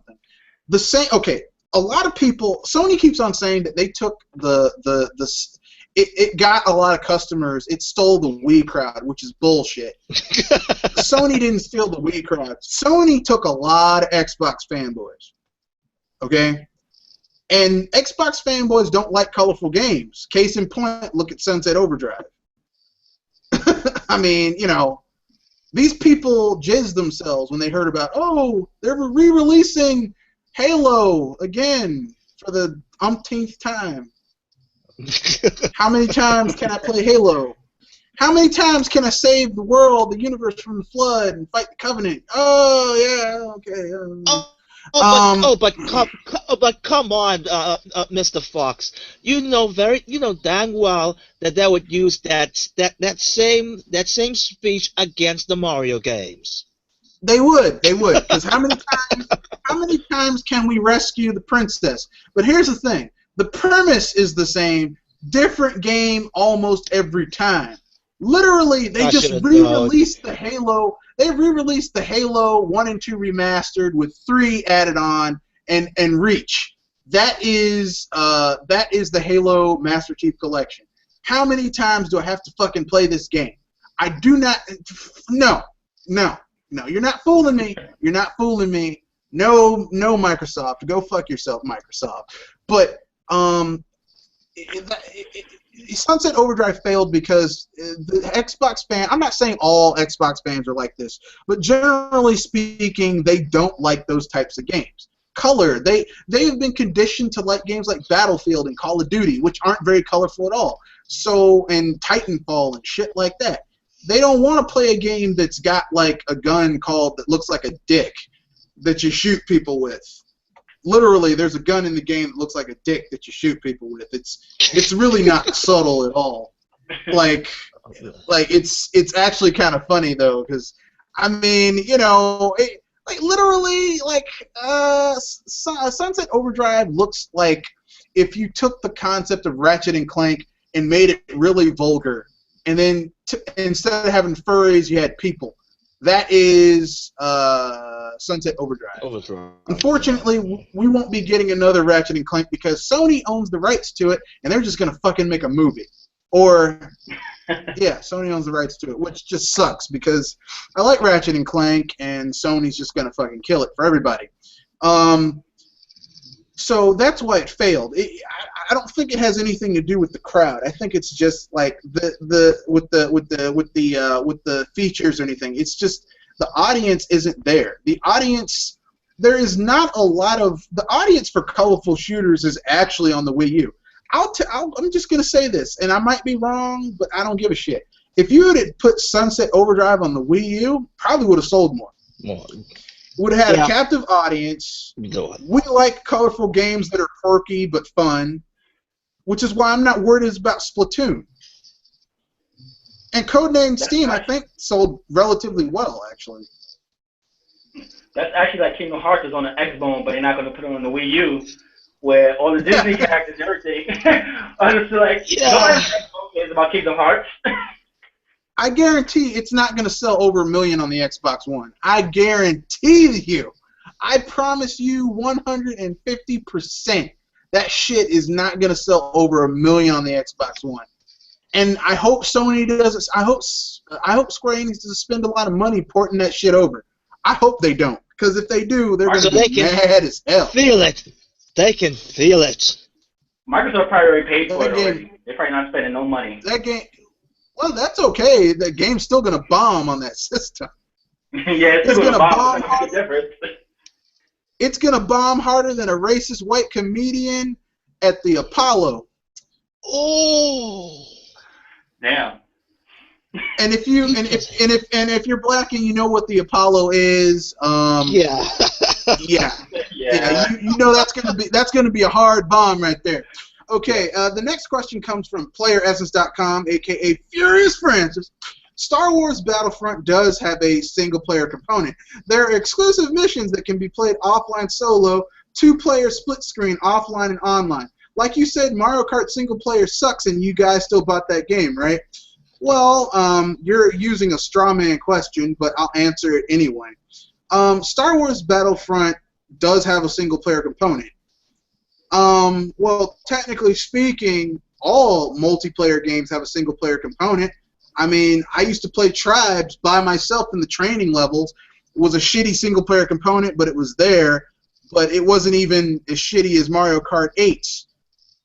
In terms of, you just said it yourself, there are exclusive missions that can be played offline solo, 2-player split-screen offline, and online. Okay. Is that, to me, exclusive missions, that's already kind of a red flag to me there, but go on. That sounds like bullshit to me. I mean, like, here's the thing, okay? If DICE had a history of not being full of shit, I'd say, well, I'm not worried, but they have a history of being full of shit. Second of all, we've already seen 2 games come out of EA that are nothing but multiplayer. Titanfall and I think some other fucking game that was nothing but multiplayer. No single player to be found. I think it wasn't it Battlefield Hardline, nothing but multiplayer? I think so. You know, I'm not sure, but and here's the thing. Battlefront has always had a single player component. It's always had a single player component.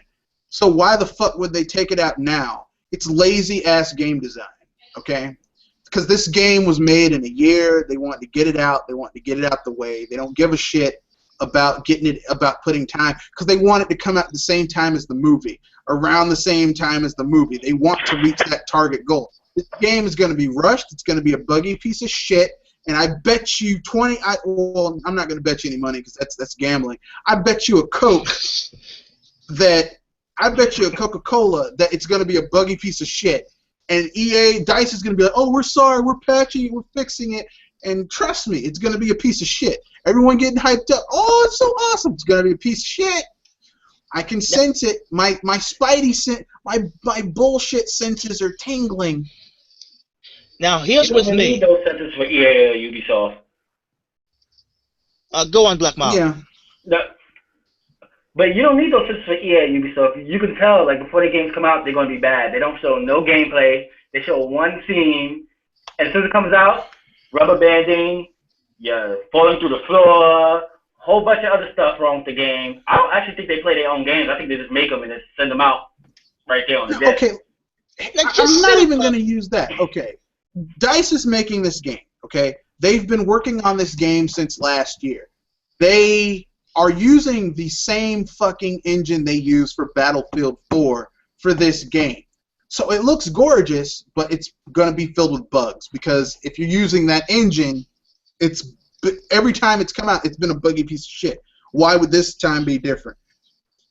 Secondly, it's EA, okay? Thirdly, they said that it's going to have a series of they're going to have kind of like jury-rigged single-player missions that are actually technically co-op because you can play them with someone else, so that's multiplayer. So it doesn't have a single-player component. Single-player means you do it by yourself. Single-player means you could play the entire game by yourself. You don't need anyone else. In order for me to enjoy a game, I have to go and find someone else to play it with me. It's not a single-player game. I mean, it's you know, I'm tired of people always trying to give bullshit companies the benefit of the doubt. If a motherfucker fucks up 90% of the time, like 99% of the time, and they say, well, this one time it'll be different. No, because you fucked up the other 99. I'm not going to give you the 100th time to screw me over. Jesus Christ. Always making excuses for bullshit. Now going on to what Mr. Fox said here, that one sentence, there is exclusive missions that can be played offline solo. Now, if you just, Francis, not to push your buttons, or not to be on your wrong side, but if you just said there are missions that can be played offline solo, I can pass that. But when you said exclusive, to me that sounds like they might have a little bit of this for the solo multiplayer, which I'm having that the Order 1886 vision. Oh, not as bad as Order 1886 with all the whole quick time events. No, it's pure gameplay. But to me, it sounds like it's kind of like it's more of a shoehorn, and a very small one at that. And I'm hoping that is not the case. You'll be hoping against hope. Because you know what it sounds like to me? It sounds like 10% of this game, it sounds like these are a whole bunch of little pussy-ass, slapped together half-ass bullshit that DICE put together so they can shut up people and say, well, you know, I want to play a few missions by myself. Well, here's a little something for you to shut you the fuck up, you little baby. The meat of this game is multiplayer because, you know, we're too lazy to make single-player missions, and we're just gonna make, you know, we'll make you play with other people. I have nothing against playing a Star Wars game with other people. I played Star Wars Galaxies, which was the very first Star Wars MMO, quite a bit back in the day. But this is some bullshit right here. Oh, and I'm not getting this game. Fuck. And also, on top of that, hopefully this component here is not locked behind a paywall, as in you can only play this game, or you can only play that exclusive mission if the game is connected on the internet. That means always online. Because I really thought have to be connected to Origin. Origin, because I really thought that practice is freaking debunked, and it's not so. Well, I mean, let's be frank. It's coming to PC. Someone's gonna hack it so you can play those things offline. You know, here's the thing. That's good for why. Good for the PC. I don't know why they keep consoles. Doing that. I don't get it. Why? Look, someone's gonna hack this shit so they can play it the way they want to. Why are you restricting people from playing games the way they want to? I don't understand that. Because here's the thing: if someone pays $60 to buy your game, or if they get one of those special editions for like 100, 120, whatever. I mean, if you buy something, I should be. If I want to take that disc and shove it up my ass, I should be able to. I mean, I'm not. I mean, I'm using it. I'm using an extreme example. But if you purchase a game, you should be able to play it any way you fucking want to. I mean, it's EA. They're a garbage ass company, and I'm tired of people defending their bullshit. I'm really tired of their bullshit. So I guess it's time for the last question for Anderson Archilla, and then we'll move on to my channels questions, which are, there's only 11 of them. Soon I might be able to get a GameCube controller and a memory card and finally play F-Zero GX after 12 years. Do you think the ass whoopings I get from both GX and Mario Kart 8 at 200cc will make up for my mistake and prove me for the Falcon True? Prove my for the Falcon True. I don't know what typo or whatever, but no, you're gonna get your ass kicked. You're gonna get your ass kicked so bad. You're gonna be mad after you get your ass kicked. You're gonna be like, this game has, I don't know what I personally did to the designer. Did I go to his house and screw his wife in front of him, and videotaped it and made him watch? I mean, and then sent it to his son's house and said, "Hey man, I screwed your mom," and sent it to his company, and his boss was like, "Damn man, this dude's really screwing your wife," and made him watch. I mean, and then he found a game that I was playing. He's doing this just to screw with me, because F-Zero GX is balls to the wall hard. It is. I mean, it is, oh my god, it's balls to the wall hard. I haven't played 200cc. I've seen 200cc. 200cc doesn't even come close to the shit that happens in F-Zero GX. Because I have that arcade machine. That arcade machine is, whoo, goddamn. I don't,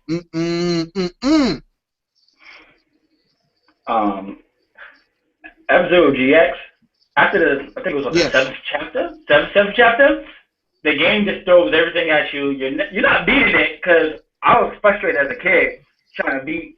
At the 7th chapter, I got to the last match, and I think I died at least about all day for a whole month before I beat it at the skin of my teeth.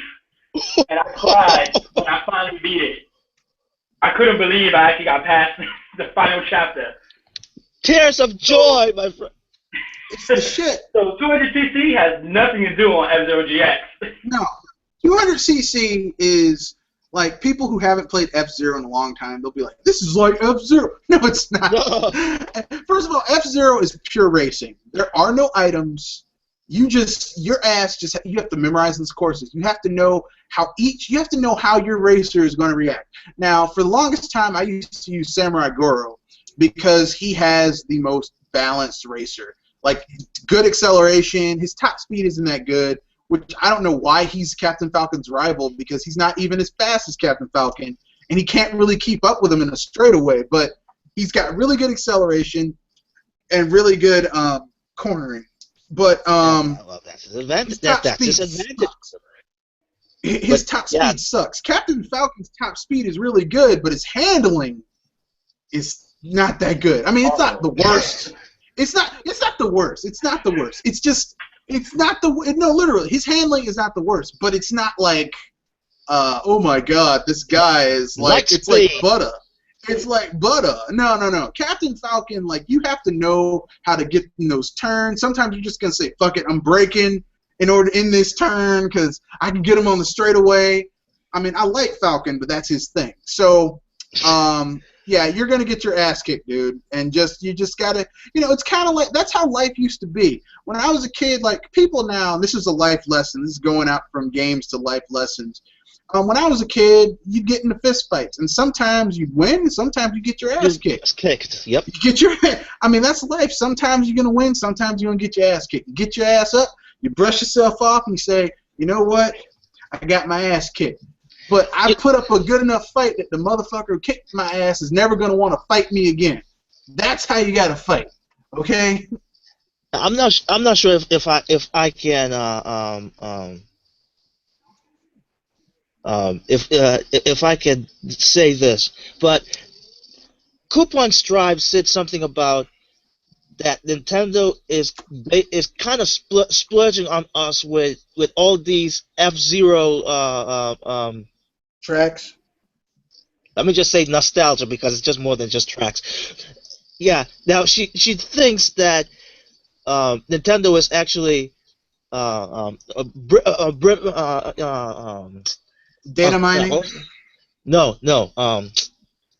Buttering us up. Yes, but yes, yeah, lack of a better word, buttering us up for maybe another F-Zero game, and I kind of doubt that, but who knows? This is Nintendo we're talking about.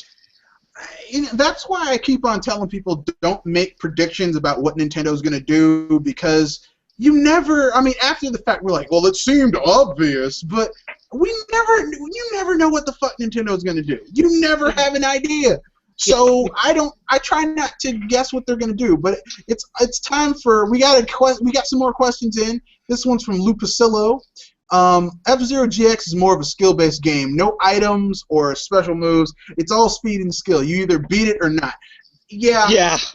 That's about the only kind of weapon you really have in F-Zero GX is sometimes when you're on a part of the track that doesn't have rails, and you can boost into an enemy cart and knock them off the rails and kill them, which is really terrible. But sometimes it's a great way to get some of the dudes out the race. So I do it sometimes. When I'm playing that game at my establishment, you know, when I'm bored and it's early or late at night, and I'm like, fuck it, no one's gonna be in here. I'm gonna play for a little bit. I don't have F-Zero GX for my GameCube. I have the arcade machine, so sue me. So I've never actually taken my memory card and done all that cool shit. So sorry. At least you have the arcade. I got nothing. But yeah, F-Zero GX is hard, is balls to the wall. It is Nintendo's balls to the wall racer, and it is insane. And that's probably the reason why it hasn't sold so much. Well, I mean, it's not. F-Zero has a barrier to entry that is not like it's not easy to get into. Yeah, it's not easy to get into. It's not like Mario Kart. You can get into Mario Kart. Like the first 150, 100 cc's, you're like kicking the CPU's ass, and but then 150 cc, it's like you hit a wall. This fucker's rubber banding on you. It's like I know I was way ahead, and the dude like pops up behind. I hate that. I hate that shit. But I digress. Lupacillo has another question. People say Nintendo is stuck in the 90s, and I say good. That's when games were finished and awesome.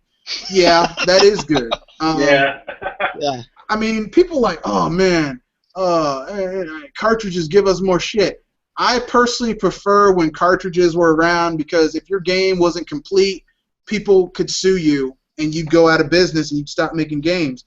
I wish I could sue EA and get them to stop fucking making games, and have their IP sold to someone who would do better with them, because fuck EA, and Activision, and Ubisoft, and Square Enix, and dang it, Ubisoft, Square Enix. Never mind. Square Enix is so sad. I just recently got Final Fantasy Type 0 HD to play Snap. They played the demo for 15, and the demo pretty much plays itself. I was like, what is this?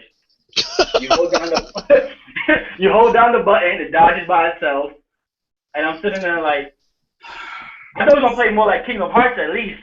At least no, okay. I played the demo of that game at my friend's house. I'm sorry, that shit's not Final Fantasy. We haven't had a Final Fantasy game in 5 gens, in 5 years. Final Fantasy 12 wasn't a Final Fantasy game. Final Fantasy 13 in its 3 fucking games weren't Final Fantasy games. And Final Fantasy 15 isn't going to be a Final Fantasy game. We haven't had a Final Fantasy game for 5 damn games. It's The embarrassing. closest thing to Final Fantasy we have is Bravely Default. Well, no, on a console, the last Final Fantasy game we had on a console was 10. And 10 was... Still had some mishaps. 10 was decent, but the protagonist sucked. 10 was decent, but Titus, like, that game would be perfect if well, not perfect. It would be really good if Titus was not the main character. Anyone but Titus. Like, just fuck Titus. No, don't kill Titus. Like that whole point in that game where you go underwater to fight the core in the that's in the submerged facility. I'm like, man, if only I could actually drown Titus, this game would be so much better. He would die permanently. But I digress. That's how I feel about playing Final Fantasy 13 with playing with Lightning. That's how I feel about Final Fantasy after 10. Like, I hated Titus. 10-2 is a joke. 11, I'm just discounting the MMOs because an MMO is not an RPG. So Final Fantasy 11, people like 11 and 14, fuck you. Those aren't RPGs. Final Fantasy 12 played itself with the Gambit system. So what's the point of having a game if it plays itself? Final Fantasy 13. Oh my God. Why didn't they fire this fucker after that first game? Like, remove him. Remove him. Is if they could remove his ass, just sit him in a corner. They let him make 2 more games. Oh my God. Oh my God, RJ. RJ. What's up? How's it going, dude? You're joining us in the Q&A session, and we're still going strong because we still got questions. All right. This is Lupacillo with another question. Fox & Co., what's your favorite Donkey Kong Country game? Mine's Donkey Kong Country 3. Oh, Lupacillo. I was enjoying your questions, but you done effed up, son, because everybody knows the best Donkey Kong Country is 2. Diddy Kong's Quest. Diddy Kong's Quest. I'm gonna be. I'm probably gonna get a lot of flack for this, but I really like the Game Boy version of Donkey Kong Country 2 because it was my first Game Boy game ever. Yeah. Well, you're not gonna get. It is not great. I'll agree, but you know. It is not great, but it was a pretty damn good port of the SNES game to the Game Boy. So I'll give you credit for it. Here's the thing: what I say, you're not gonna get so much flack for it because here's why. At least it was can I say port? It was a port. It was Okay. Donkey Kong Country 2 was a really good port to the Game Boy. Because this is what I wanted to say. At least it's a port of the best game in the Donkey Kong Country series of this Super NES, which is Diddy Kong's Quest. Yep. Because Diddy Kong's Quest is it took everything that they learned from the first game and they refined it. They didn't have the rotoscoping, but aside from that, the platforming was tighter, the bosses were better, the music was better, the level design was better. It was just, oh my God. I'm sorry. Donkey Kong Country 2 is, love that game. As much Plus, it has Diddy Kong listening to a boombox, which is always awesome. I don't know why they gave him a guitar. I don't know why they gave him a guitar in Donkey Kong Country Tropical Freeze. I'm like, he doesn't play a guitar. He's got a boombox. What the hell's wrong with you people? As much as I love the guitar. As much as I love the guitar, yes, even I was like, wait a minute, what happened to the boombox? But yeah, boombox. He's got shades in a boombox because he likes listening to rap. Now, if anyone's going to play the guitar, he smokes a lot of weed. He smokes a lot of dope. He smokes the ganja, man. For your fellow Southerners, here's another one from Lupacillo.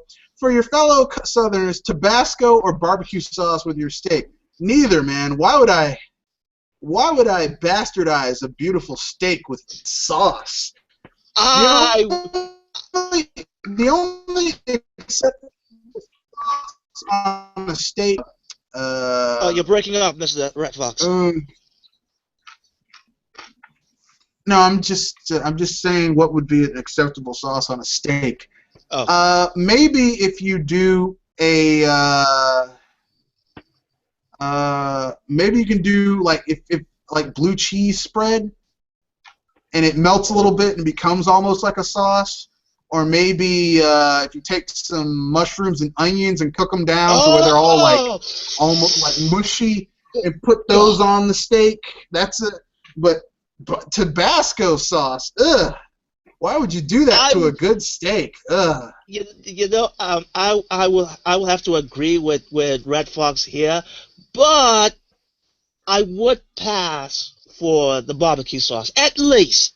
If there's nothing else. No. Tabasco sauce? No bloody way. Putting Tabasco sauce or barbecue sauce on a steak is like bringing a beautiful woman home, and you say, I'll be right back. I gotta go let the dog out or something, and you come back upstairs and she's naked in the bed looking at you, all akimbo, like, come on and get some. And you walk up to her and shake her hand and leave. That's basically putting Tabasco sauce and barbecue sauce on a steak. Ugh. That's disgusting. That's a pretty bad steak if you have to put sauce on it. It can't be a good steak if you got to put sauce on it. Yeah. Donkey Kong Land 2. Of course, I'm a gourmand. I cook steak all the time. I know a butcher that like gives you prime cut ribeye. Don't get me started. I could do a podcast on food if I needed to. Donkey Kong 2 Land is badass. Keep going. Donkey Kong Land 2 is badass. Yes, it is. It is badass. But Donkey Kong Country 2 is even more badass. He says that he's Captain Falcon's rival because they're both bounty hunters, and Falcon's bounty is a little higher than Samurai. I forget his name. Yeah, you're right. You're right. Samurai Goro's. Samurai Goro. But Samurai Goro has the better racer. I don't know. Okay, Fox & Co. With Sony's releases dwindling to a lamentable trickle, what kind of rabbits will they have to pull out of their ass at E3? They don't have to do anything. All they have to do is say greatness awaits and show a trailer for Nathan Uncharted? Drake, Uncharted 4, and get all that awesome third-party support that they get regardless of what they do or how it sells, and they'll be fine. Yep. Same here. Sony doesn't have to do a thing. Yeah, exactly. They don't have to do it. They don't even have to show up. No, they're just, They can come on the mic and say, "We're Sony," drop the mic and leave. Yep. And here's the thing. It's totally undeserved because even Microsoft is being forced to produce games. They can't because they don't have the talent for it, but they're being forced to do something.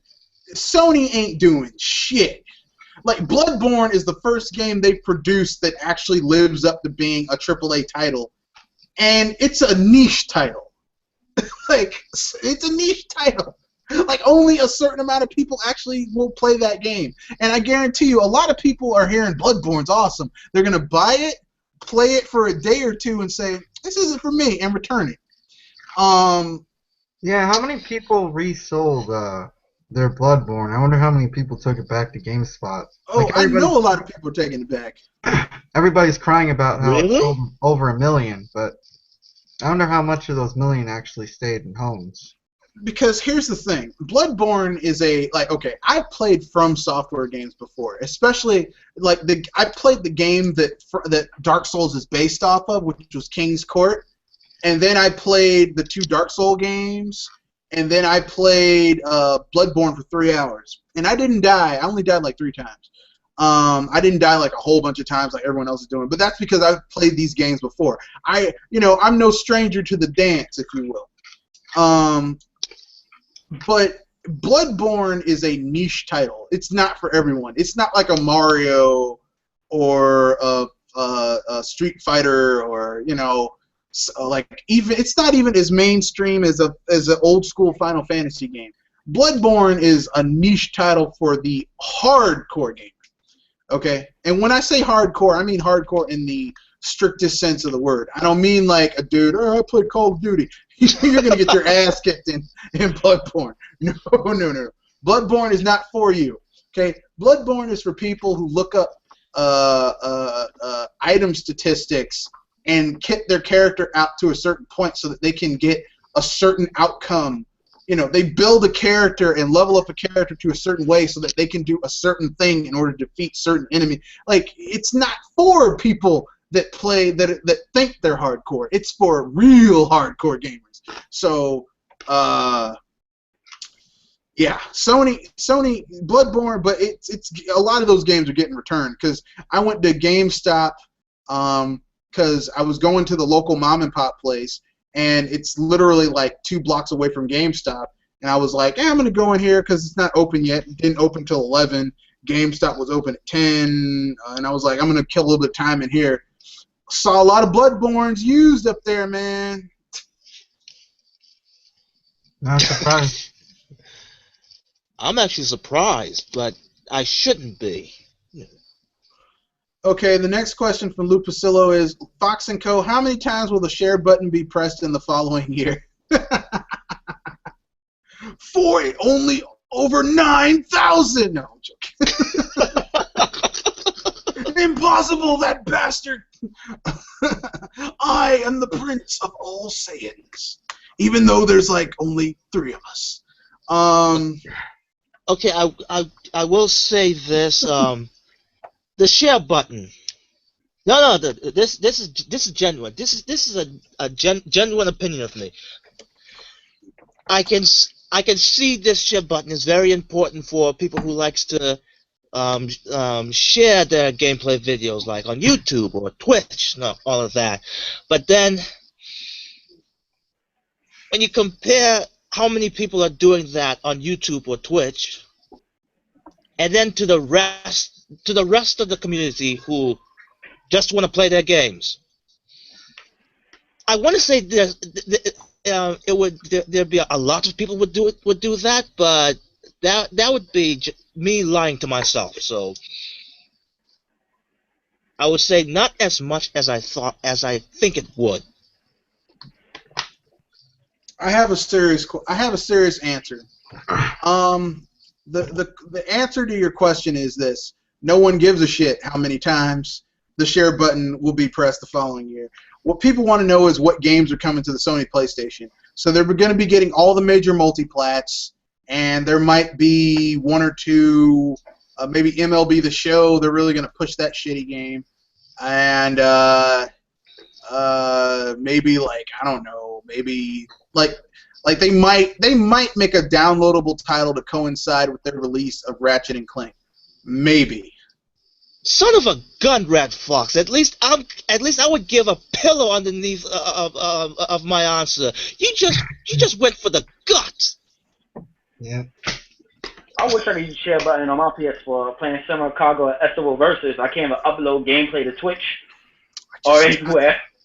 I'm just saying. No, look. No one. Look. Okay, let me put it this way.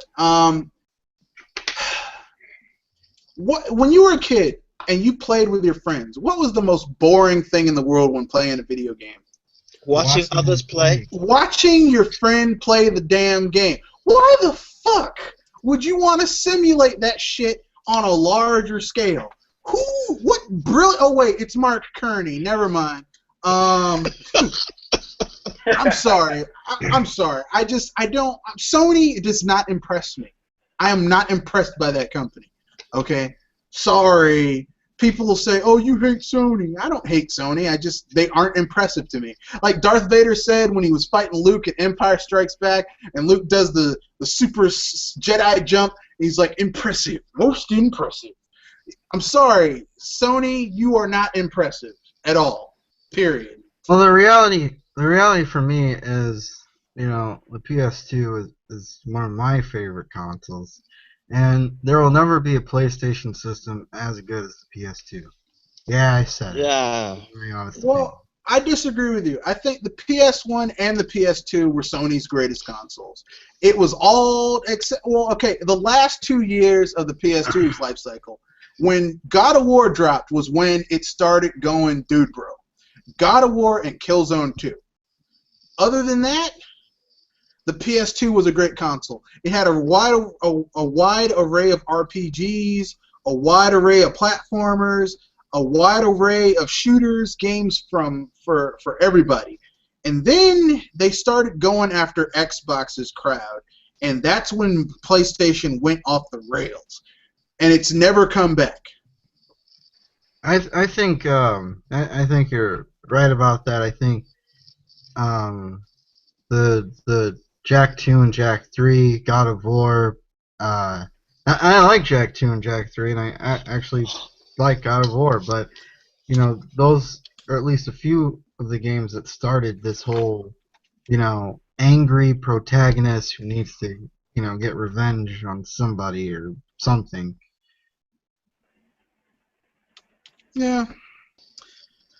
And I wouldn't mind those kind of protagonists, but if that's the only thing that's being saturated, yeah, I'm kind of disappointed. I don't mind those protagonists as long as they're decently written, and they just aren't decently written these days. So. What, you don't like the angry, pissed off, bald-headed white guy with a 5 o'clock shadow who drinks too much liquor and always sounds like someone punched him in the throat? You don't like that guy? He's so awesome. Max Payne 3 is okay, but that guy actually had a reason to be mad. Everybody else just I just think it's become really two-dimensional. I mean, again, that guy wouldn't be such a problem if he wasn't so two-dimensional. Everywhere? Well, not just that. He's everywhere.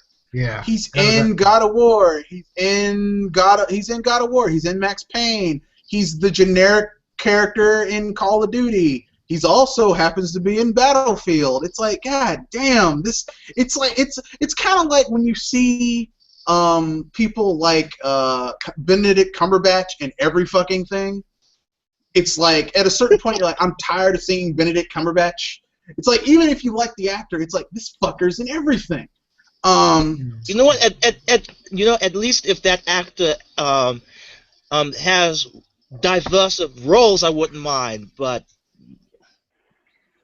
yeah, no, the way I feel about it is this: if you have one actor that's like hot for a decade and they're in everything, by the end of that decade, you will be tired of that fucking actor.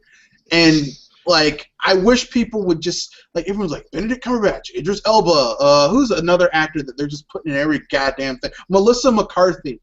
Oh, God. They're putting her in everything. That Irish guy? I can't remember his name. No, Melissa, I don't know who, what was he in? Irish, kind of Scottish guy. He's like the new action star. What was he in? I don't. Liam Nelson?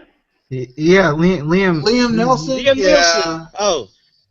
But they are putting him in everything. Like, literally, they're putting, like, because of his age, he can only appear in certain roles. Like, they're putting Benedict Cumberbatch in shit where it's like, come on, man. You could have found someone else to do this role. Come on. He's popular. He's popular with the ladies, so. No, he's not. Benedict Cumberbatch looks like shit. He looks weird.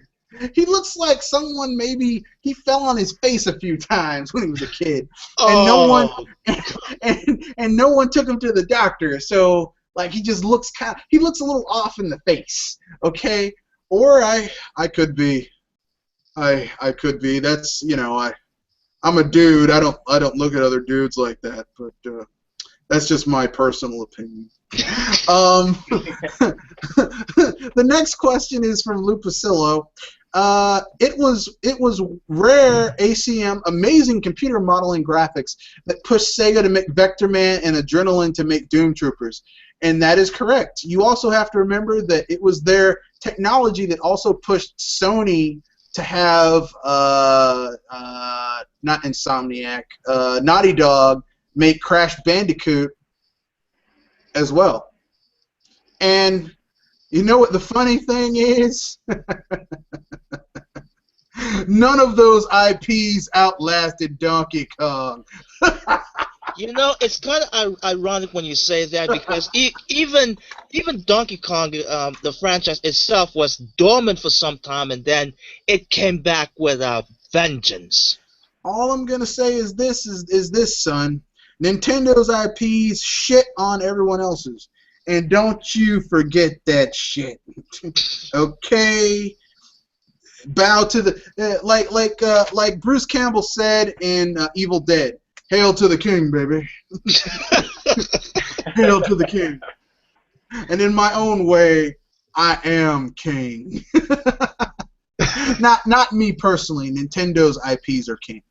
Everyone else is just a pretender. But there can only be one king.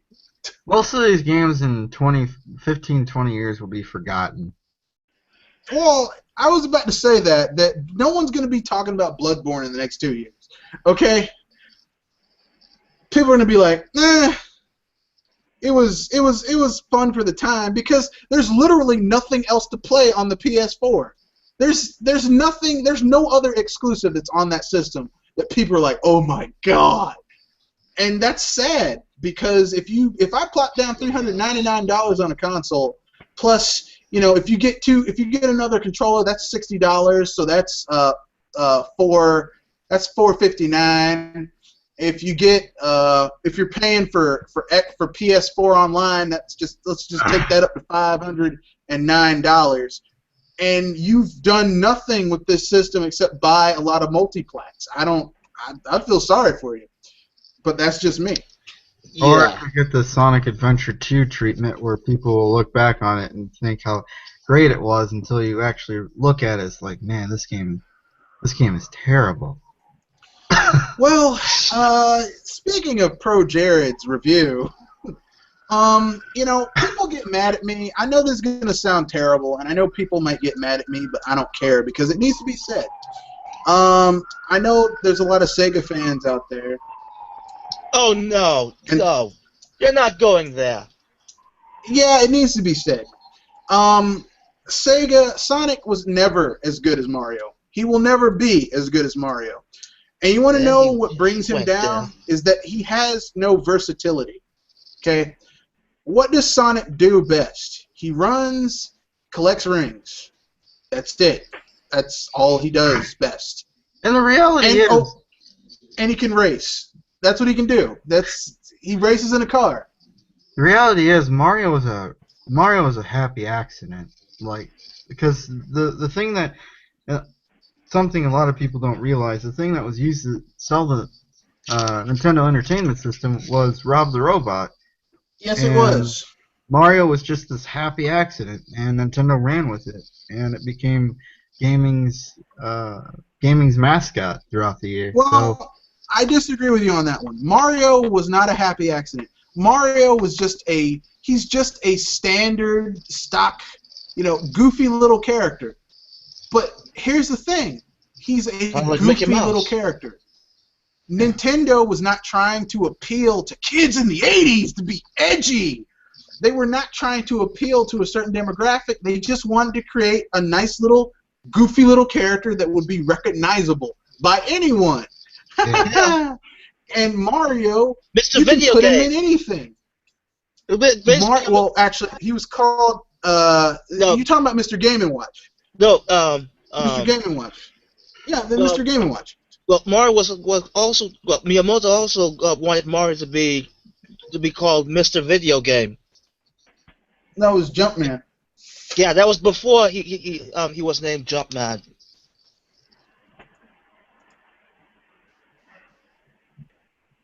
No, originally he was called Jumpman. He was never.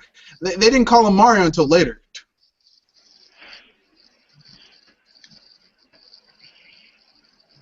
Yeah, maybe I'm getting my information mixed up. But anyway, yeah. The only happy accident should have been Kirby. Kirby was literally an accident. Nothing but a Kirby blob. was a happy accident. Kirby was a happy accident. The reason Mario looks the way he does is because they were trying to save pixels. Now that was a happy accident that he looks the way he does. But the idea of a simple character, because he was supposed to look far more complex, but they only had 8 bits to work with. Oh, so they only had a certain amount of memory to work with. But by God, this is how you find out that Miyamoto just a better programmer. I mean, I know people like, oh, but Yuji Naka made Sonic.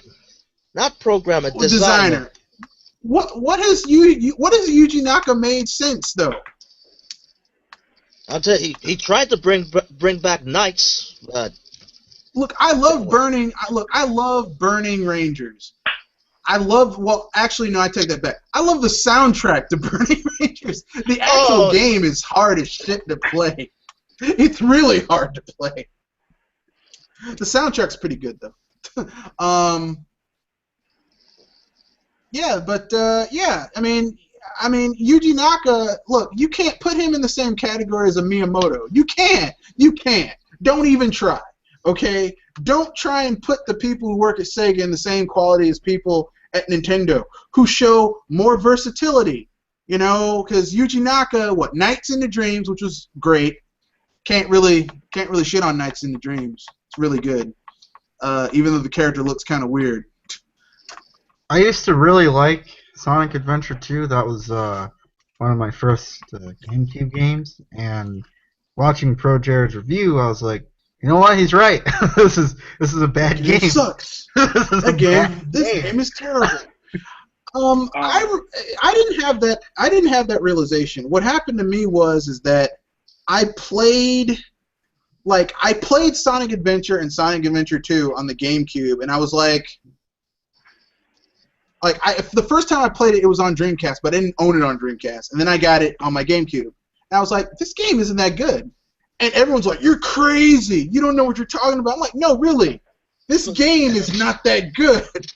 For me, I can say it's not really it's not really bad, but it's not polished. No, it's not good. Hold up. It has nothing.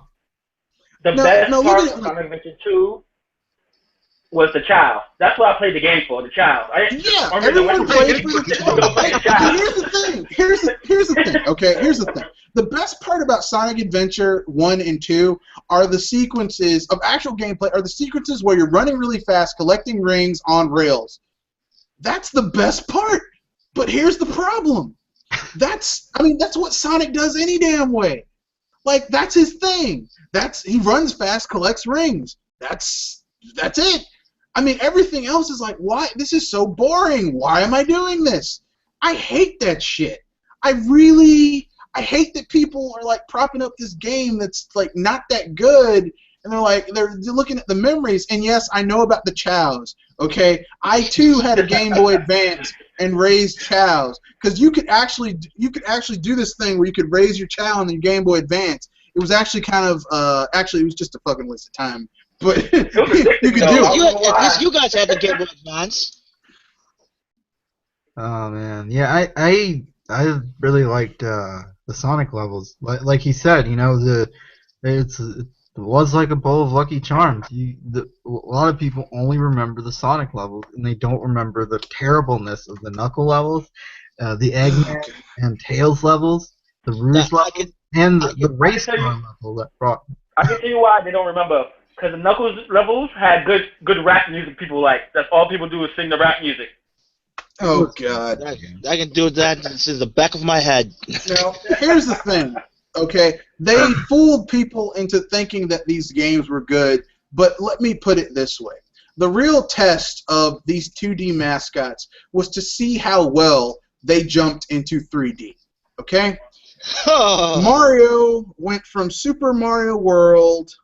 I'm not going to consider Super Mario World 2 as a Mario game, because that's the start of the Yoshi's Island franchise. That's not a Super Mario World 2 sequel.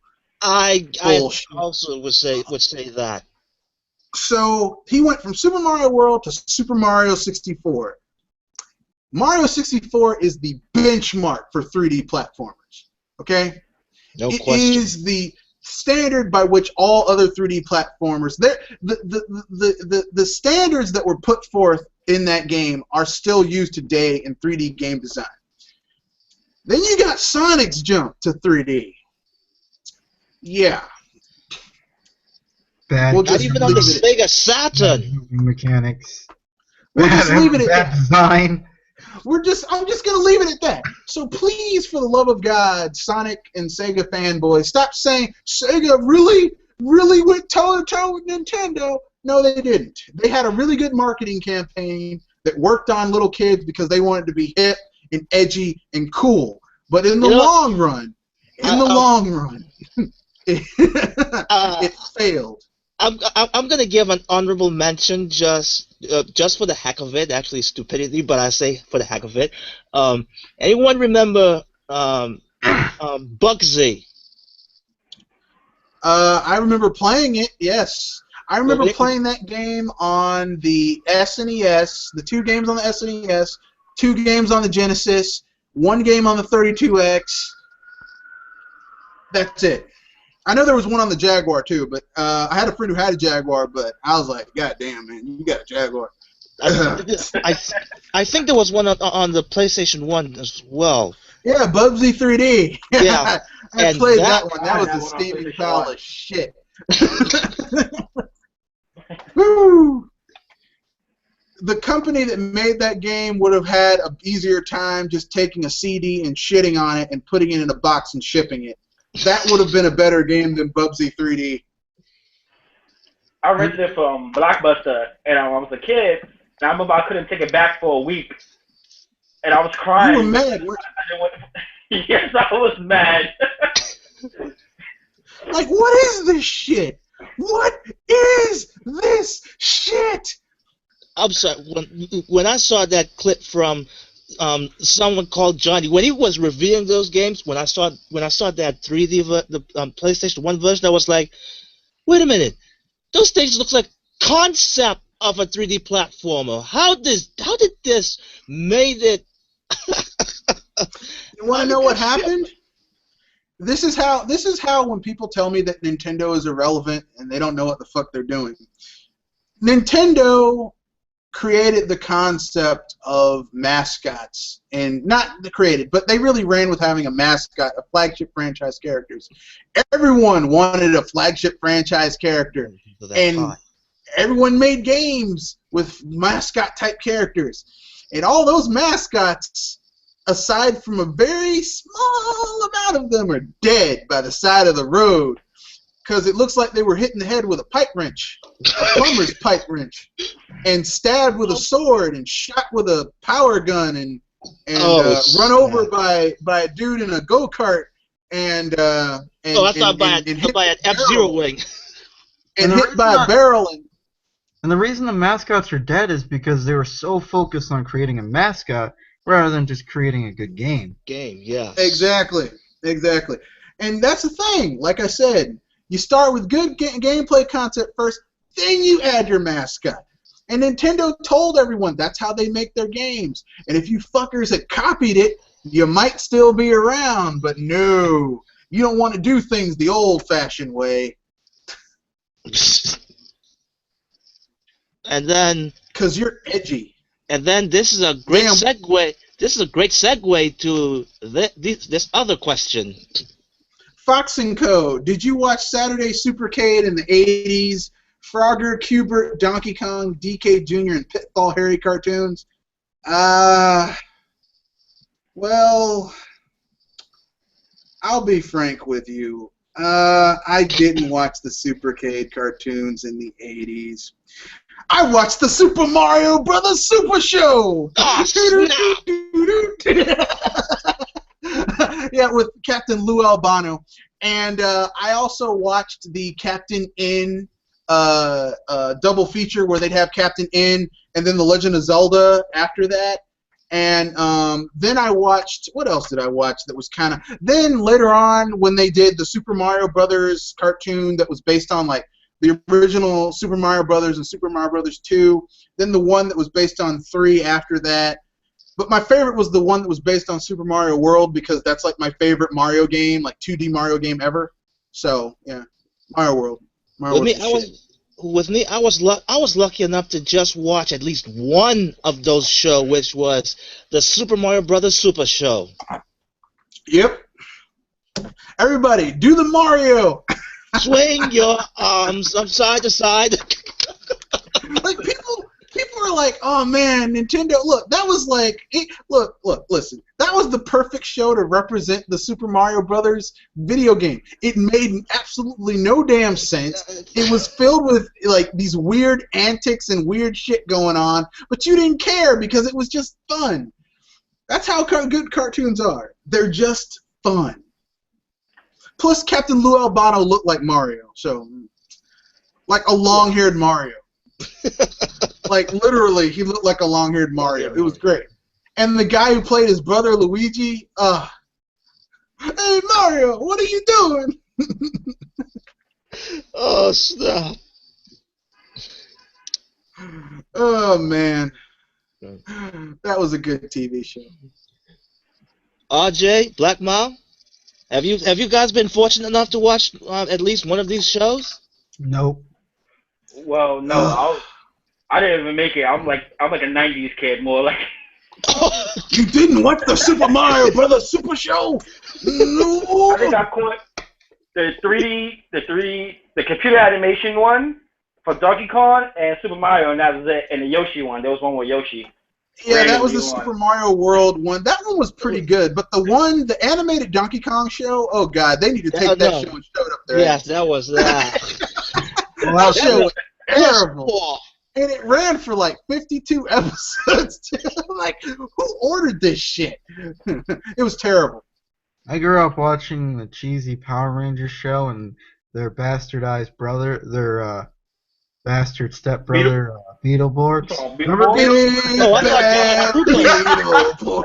Big bad Beetleborgs. Oh god. And then in the second season, they get metallics. Big bad. It's the same theme song except they add metallics. Metallics. Okay, That show was awful. when you said But the theme song, even now, it's still stuck in my head. when you said bastardized brother, I thought you were going to say VR Troopers. VR Troopers. Oh, that's the other one. We are VR. Oh my god, I almost forgot about that one. VR Troopers. Yeah. Virtual Or reality. have you forgotten this bastard? Masked Rider. in Japan, it's Kamen Rider, but in America, they're like, it's Masked Rider. Oh snap! Yeah, I used to watch those because I had Saturdays to myself, and frankly speaking, even now, there's nothing like waking up at 8 o'clock or 7:30 in your PJs, get a big bowl of cereal, sit down and watch cartoons. God. Yes, I do. Yes, I do. I have friends who smoke a lot of weed, call it a wake and bake. We do the same thing, except I don't smoke the weed. It's great. And then afterwards, I play video games. So, yeah, that is the secret of happiness, my friends. A big bowl of cereal, PJs, a T-shirt, and cartoons. That's all you need. Saturday mornings were king when you were a kid. Yes, yes. Heck yes. If your parents went out the house and were running errands for like 3 or 4 hours, you had the house to yourself, it was even better. Oh. Oh. Like, I'm gonna watch all the shit I always wanted to watch. Oh, and if you were lucky, at like 11, Soul Train came on. Oh Yeah. With Don Cornelius, and then after Soul Train, if you knew where all the channels were, you go to TBS and watch the monster movie in the afternoon, and they have a double feature. It'd be like Godzilla and versus the Smog Monster, and then the second movie would be like Return of King Kong versus Mecha Kong or some shit like that. Those were the good old days. Saturday nights were Those pretty were cool. the good old days. Saturday nights were pretty cool when Toonami was on Saturday nights and you watched 3 hours of anime. Oh yeah. I remember Toonami before they added Tom, when they had Moltar from Space Ghost, Yeah, and then they changed to Tom. But I don't know about you guys. I like the fat potbelly Tom. I didn't like the one that they changed him for. I was like, I like the fat guy. He's kind of lovable. He's kind of weird looking. Yeah, I admit, yeah, the fat version wasn't actually good. The fat Tom. Okay, the next question is, Sony shot themselves in the foot because they tried to steal someone else's market share. They displaced Sega, who were already going under, and they tried to capture the Microsoft Dude Bros unsuccessfully. They lost their identity. I would say Sony never had an identity. I would say they were trying to build one, but they never finished it. Now, Sony was at their best when they were going up against Nintendo. That's when we got their best. They were going up against the king. Yep. Okay, that was when Sony was at their best. When they stopped trying to go against the king, look, I mean, not to shit on Microsoft, but I'm going to have to shit on Microsoft. If you're trying to compete against Microsoft, you're not going up against the king. You're going up against some asshole who has a ton of money but no talent. Okay? And if you're going up against an asshole who has a ton of money and no talent, that's not really... It's kind of like if you are... Okay, if you're a smart kid and you're in a classroom with children that aren't challenged by the material, that are or that's hard for them but really easy for you, it dumbs you down. It dumbs you down.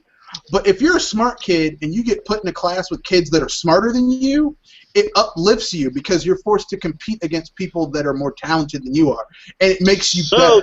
So true. So Microsoft is the dumb kid who can hire a tutor to do the work for them, because that's what Microsoft does. They buy talented studios, run them into the ground, and then act like, I don't know what happened, but they never actually get the skills themselves to do the work. Which is why you're seeing the Xbox One struggle so much. Even though I hate them with a passion, I just wish they actually had something. No, I mean, I know I laughed, but I'm laughing because it's funny that they just, here's a wad of money. Yeah. A wad of money will do a lot of things, but if you don't know how to cook a meal, someone can't say, you'll have to cook for yourself, and you throw a wad of money at them. They're like, no, you're going to have to cook for yourself, and they just walk out. But I threw money at you. That's Microsoft's. You got to learn how to make a burger by yourself. But I threw a wad of money at you. Yeah, but you got to cook for yourself. No, you don't understand. I just threw a wad of bills at you. You should be cooking for me. No, man, you got to do it yourself. The thing about Microsoft was they got super cocky at the end of last generation, and they were talking about, we don't need exclusives. We can just live off of multi-plats alone. That was the dumbest. Let me put it this way. If you are one of these first-party companies and you are trusting third parties, I got some land in China to sell you. And while you're at it, I got some land on the moon and a starfighter to sell you, too. Come on. Never trust a third party, especially the Western third parties. I wouldn't trust those people to walk my dog, and I don't even have a dog, much less yet. I don't have a dog yet. Much less third party. I mean, don't get me started on third parties, those bastards. Well, Microsoft only did one good thing, and that was Tales of Vesperia. That's like the only Japanese third-party game that actually funded for the 360. And it bombed. And besides, yeah, it bombed, but it was actually the only good Tales game that ran well, because when it went to PS3, it ran worse, even though they had never extra went. Vesperia never went to the PS3. Not in America, it didn't. Not in America. It went to Japan. Yeah. It went to Japan, and it bombed It bombed. It did okay in Japan, but it didn't run as well. You're right. Physically, it didn't run as well. And that's the only thing Microsoft ever did it right is when they wanted something to run properly, it did run if they paid it good money. Anything else outside of that, they don't really even care anymore. Well, it's not working with the Xbox One because they paid money to make Assassin's Creed Unity run well on the Xbox One, and it was shitty across all versions. PC, console, Game Boy Advance, it just ran like shit on everything. I'm joking about it being on the Game Boy Advance. I'm just joking. No comment. The last question, I accidentally got rid of it, was I'm gonna put it back up again. Red Fox and Co. Do you remember the Logitech Speed Force 2 controller for F-Zero GX on the GameCube? No. This one definitely flew off my radar. The only controller that I ever used with my GameCube is the official, aside from the official GameCube controller, was my Wavebird, and that's it. I have a bad history with third-party controllers. Most of them break on me, so I just don't buy them anymore, unless it says Nintendo.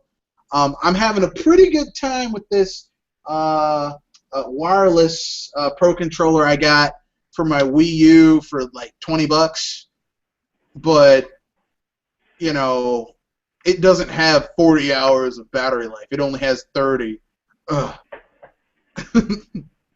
I'm being facetious, of course. I really. Okay, I was just about to say, oh come on, 10-hour difference. I'm being facetious. People were saying that. I'm like, yeah, but I'm not paying $60 for a Pro controller. I'm sorry. I'm not paying. I'm sorry. Look, I love Nintendo. They're a great company. I'm not giving them $60 for a Pro controller. I'm not doing it. I'm not doing it.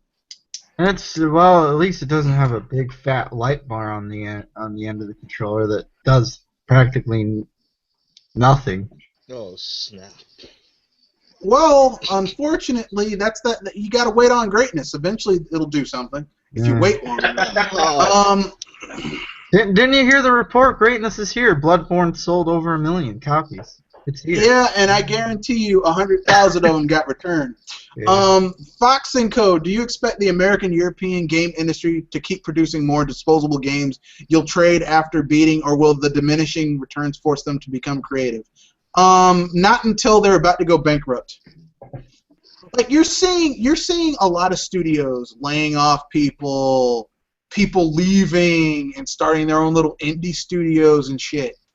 That's telling you something. The industry is going to have a crash. It's not going to be like you saw in the 80s or in the 70s, but there's going to be a crash. What do you mean it's going to have a crash? I thought it's already here. It's just slow burn. No, I mean it's going to be really vocal. You're going to see either one of the major Japanese third parties go under, or you're going to. I was going to say Square Enix, but I was going to say Square Enix, but you know it could be Capcom. I don't know, but I could see Square Enix more than Capcom. They put it that way because I have no idea how the fuck they're making money. And people are going to buy the Final Fantasy 15 game in droves. No, I mean literally, I have no idea how Square Enix makes money. Like with Capcom, I would agree with you, except they make money with Monster Hunter. Like they make a ton of money off of Monster Hunter. Apparently Street Fighter as well. Apparently Street Fighter, because they keep on using the same engine over and over and over again. So I mean, they're making money off of that. They announced the new Deus Ex. Yeah, with Square Enix, I mean, they have games that bomb spectacularly, and they just, I mean, either they're getting secret funds from somewhere, or they're losing so much money they're hoping something works.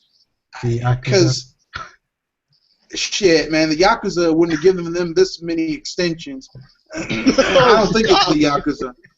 Look, people come out there missing pinkies and thumbs and shit. Maybe, I don't know.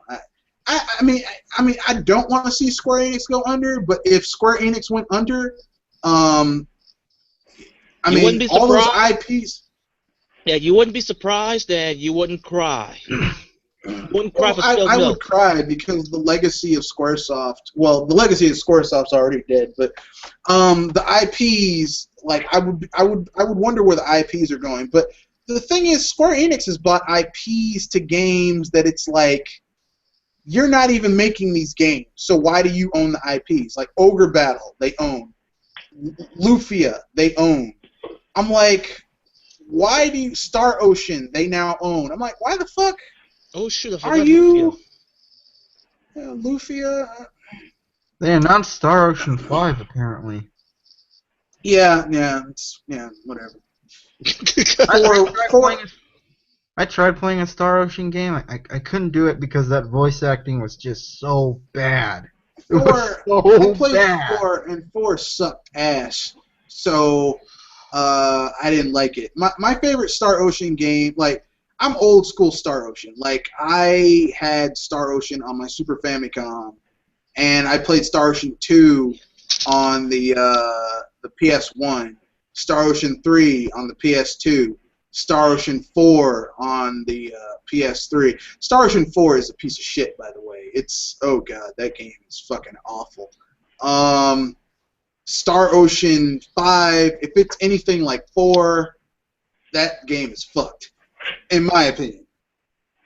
But that's just my humble opinion, just as a long-time Star Ocean fan. Star Ocean 4 is funny because I thought I couldn't tolerate the voices. Really, I couldn't tolerate the main character. He was the worst. But Star Ocean 4 is that the game's voice acting is so bad that you start laughing at it at some point. Especially when the generic set, you get the generic Cepho clone with the scythe. I forgot his name. Later on in the game, and he says the same thing Cepho's saying, and I'm like, did they even try? You know, the thing that made Star Ocean 4 not good for me wasn't even the voice acting, because bad voice acting in Japanese games, if you play Japanese RPGs as much as I do, you learn to ignore it unless it's particularly egregious. But, like Titus is laughing in Final Fantasy X. Oh God! Don't get me started. But what basically what ruined Star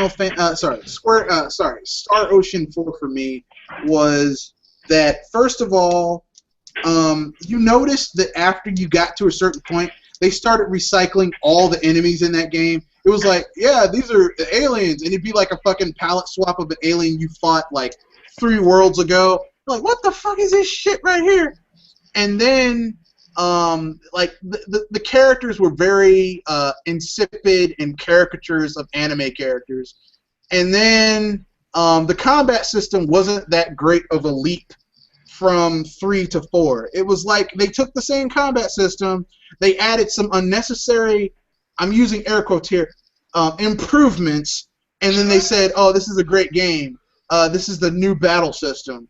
And, you know, not to mention, I'm like, it's like they use, I mean, the tropes they used in that game were like, okay, this is a guy, and he's your ally, but then he gets captured by the enemies, and now he's a villain. I'm like, come on, man, do something different. Do something. I mean, because the cool thing about Star Ocean is that it's an RPG set in the future with like technology and guns and lasers and shit. Why are you still trying to pigeonhole in magic and shit like that? I don't. I would like to see a JRPG that kind of ignored magic and, you know, did some science fiction BS rather than just magic. That'd be interesting. That's why I like Star Ocean. Why does that reminds me? When you were saying that, RJ, why does that remind me of Mother or Earthbound? Because Earthbound isn't about magic or technology. It's about Shigesato Itoi and his need to do mushrooms and smoke weed before he writes his scripts. That's why I brought that up. I don't know if he did mushrooms or smoked weed. I just know that people on air don't write Mother or Mother 3. They don't write those stories.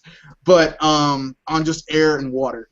But I digress. basically, all I'm going to say is this.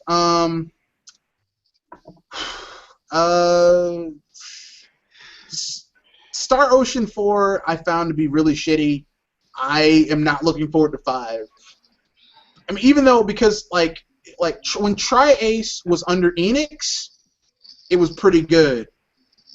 But when it became Square Enix, it started going to shit. So I don't, whatever.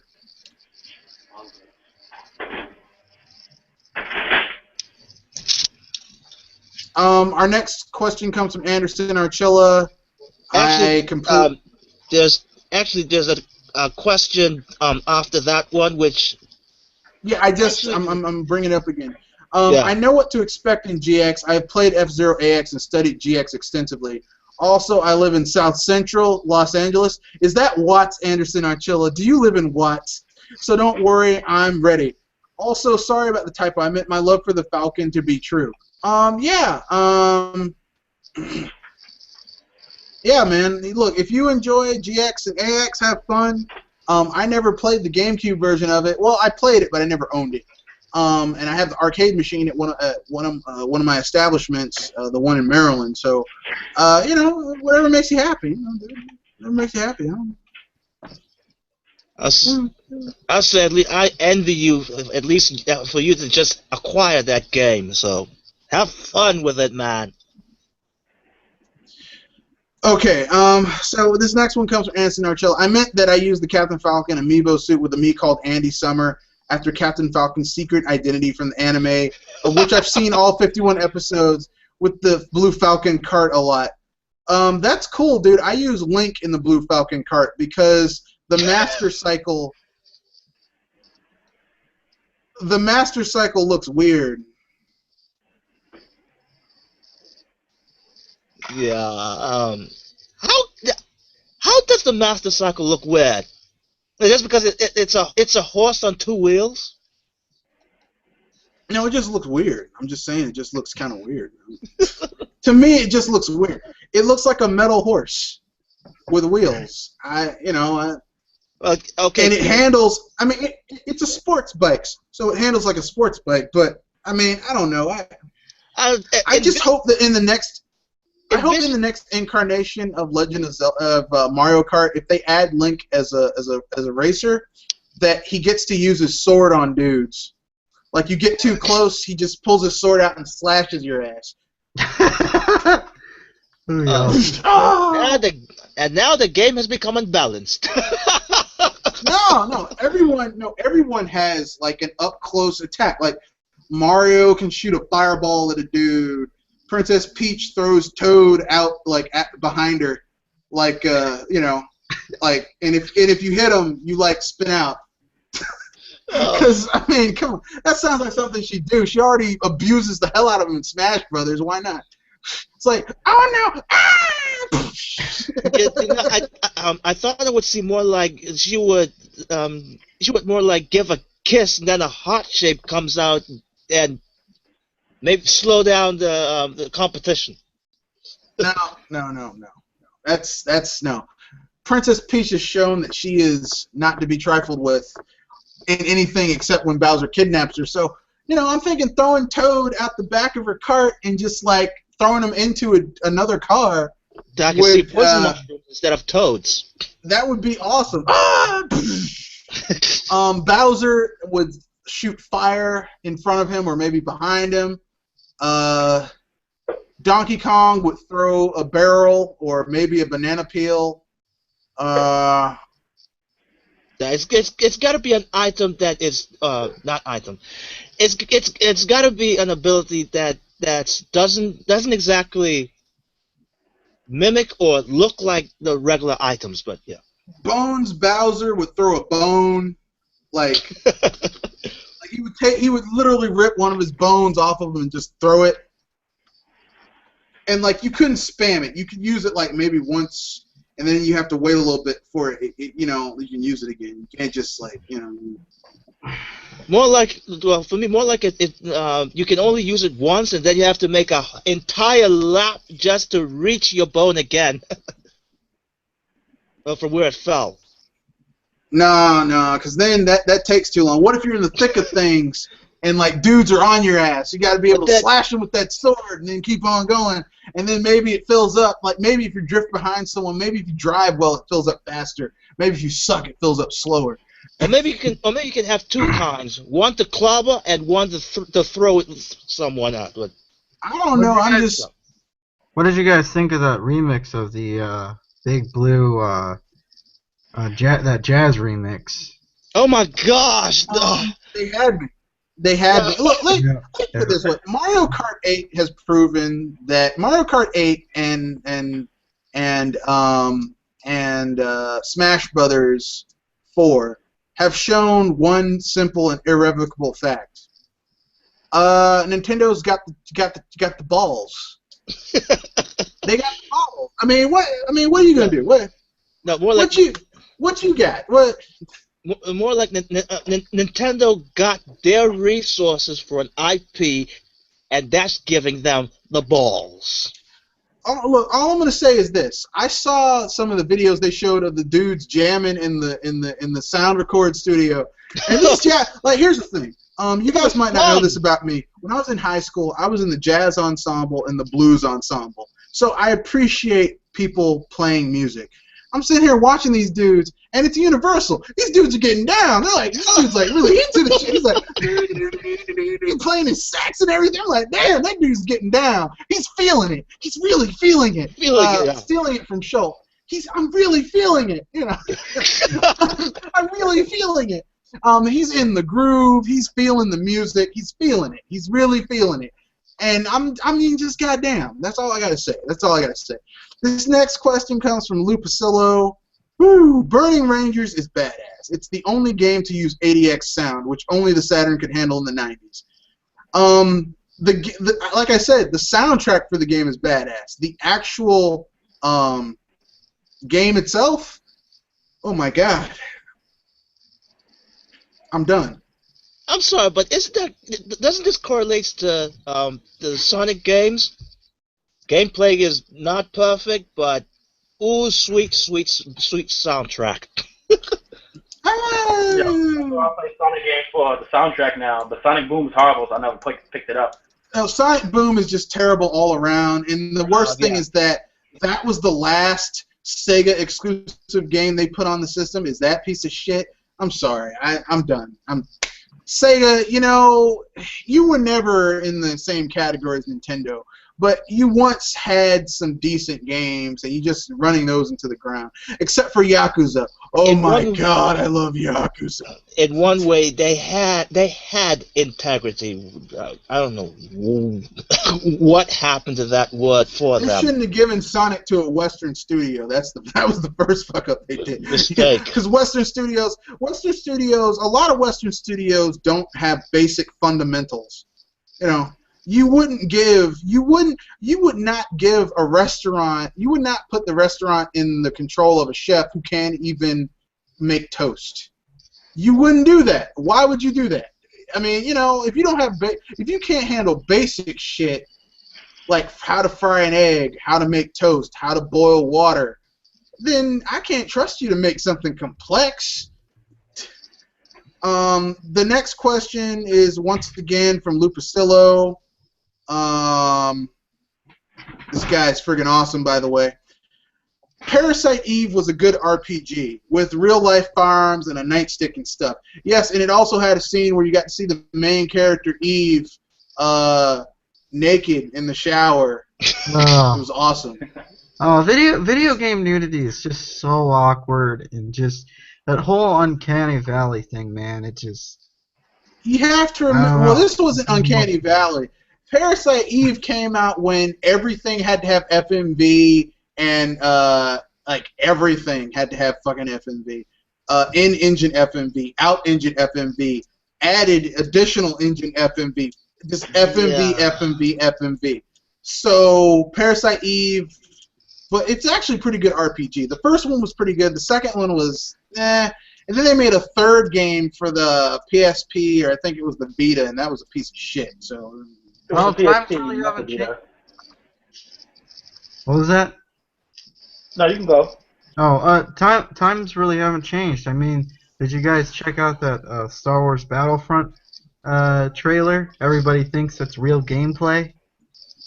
That's No. what I said. Well, the first time I saw that, I was like, wait a minute, this looks No. like CGI to me. No, that's fucking. Look, it's EA. If you trust EA about shit, you're dumb. I'm sorry. You're a dumbass. Okay? How many times does someone have to trick you before you figure it out? Bubsy made the worst transition to 3D.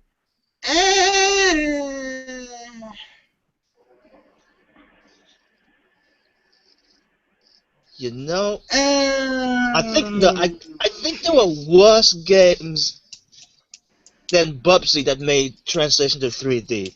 Bubsy was the worst character who entered in the 3D. Who was a quote unquote an established mascot character. He was not the worst 3D game. If you want the worst 3D game, like game in 3D, I'm gonna tell you a game that's quote unquote in 3D but is absolutely shitty. It's a 32x. It's a Jaguar game, and it's terrible. It's a Jaguar game, and it's called Highlander, and it sucks, and it's in 3D. That game sucks. Oh, that game is fucking horrible. Oh god, maybe the Jaguar should have been Atari's clue. Maybe we don't know shit about this industry anymore, but no. That was their last console though, so I guess they figured it out. The next question is Fox & Co. If Sony and Microsoft exit the market next generation, who might enter the market? Samsung seems to be slowly eating up Sony's market share, and Apple, brr, awful thoughts. Well, Apple. Well, I'm gonna answer your question backwards. Apple already entered the console market. It was called the Pippin. It was a piece of shit. It flopped spectacularly. but who knows? Maybe they finally maybe they finally learned their lesson. The courses of 20 to 15 years that maybe when they get back in, they'll do it better. I disagree. Here's the thing. Companies that are really good in business stick to what they're good at. Apple is good at selling overpriced items that people think are luxury, with slight incremental upgrades that people buy the next version of every year. And they're not. That's what Apple's good at. A MacBook Pro, you can buy the same. You can buy a computer with the same guts for cheaper. Like, they're not really using anything special hardware-wise. Like I said, minor incremental upgrades every single year. iPhone, iPad, iPad Mini, this new damn watch. Look, that's what they're good at. Okay, that's their wheelhouse. That's what they're good at. That's what Apple's good at. That's how they make their money. Not to mention that like Apple owns like 50, like Microsoft owns 50% of Apple, and after the shit Microsoft went through with the Xbox, if they leave the market, they ain't doing it again. They're like, fuck it, I'm out. Or at least I think they'd be like that now that Steve batshit crazy Ballmer is gone as CEO. If Apple were to release a console, it'd cost about $1,500 and not be, as powerful as you would be led to believe. No, there'd be people buying it. There'd be people. It's an Apple console. I gotta get it. It's Apple. And it would have like 5 games on it that were on it, and only one of them would be good, and it would be a 99-cent game from the Apple iStore, the Apple App Store. Okay, so the next one is Samsung seems to be slowly eating up Sony's market share. Samsung and Panasonic just want to take over Sony's the DVD, Blu-ray, TV, sound system business. They don't give a fuck about hardware because they've seen what happened to Sony trying to compete in hardware. They saw what that PS3 did to Sony. Oh yeah, yep. It was Wouldn't do the same mistake. that PS3 fucked up Sony. Not to mention all the other stupid shit they did in the 20 years leading up to the PS3. Because there's a lot of stupid shit Sony did leading up to the PS3, but that didn't help. The two biggest problems with that console was the cell architecture, but that really didn't matter because third parties still Put games on that fucking system. Yeah. Still spread their butt cheeks on that. That's true. That is true. This is how bad that Microsoft and Sony are and beholden to third parties. They are literally bleeding out of their behinds. Like, literally internal hemorrhaging, they're like gonna die. And they still bend over and spread their butt cheeks and like, go on ahead, third parties.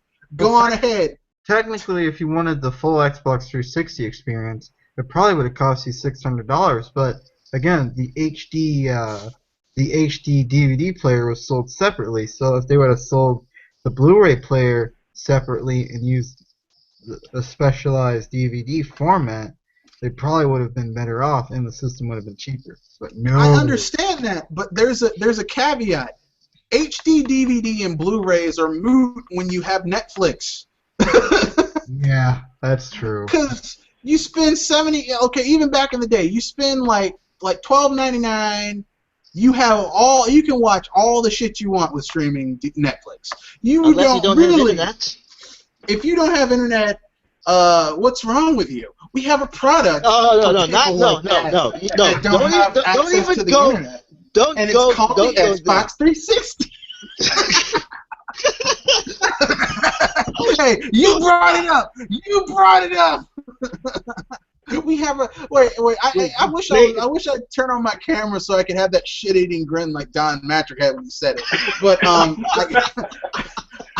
I can't, because even I can't fake that level of stupidity. But Blu-ray was essentially a Punic victory, or a war won with, when a side wins a war with and they use up nearly all their resources, and like they pretty much lost the war. Yeah, that was. And that's what that happened with Blu-ray, with Sony. And here's the thing: Netflix renders Blu-ray obsolete. Not only was Blu-ray not necessary when they introduced it, but Netflix, why would I pay $20 for a Blu-ray disc when I can pay $7.49 a month and have access to thousands of movies and TV shows? Blu-ray does look a little better, and it runs at a higher frame rate. But yeah, I see where you're going. And even that is true. But here's the thing: I spend $20 on a Blu-ray disc. That's one disc. True. And here's the thing: Blu-ray doesn't have all the features of HD DVD. It still doesn't have all the features of HD DVD. I was going there.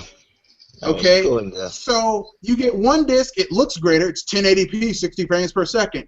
But that's one movie. That's like, okay, I get Addams Family. I don't have Addams. Whereas on the HD DVD, I get the Addams Family 2-pack. Addams Family Values plus extras. And one is $10.99, the other is $20.99.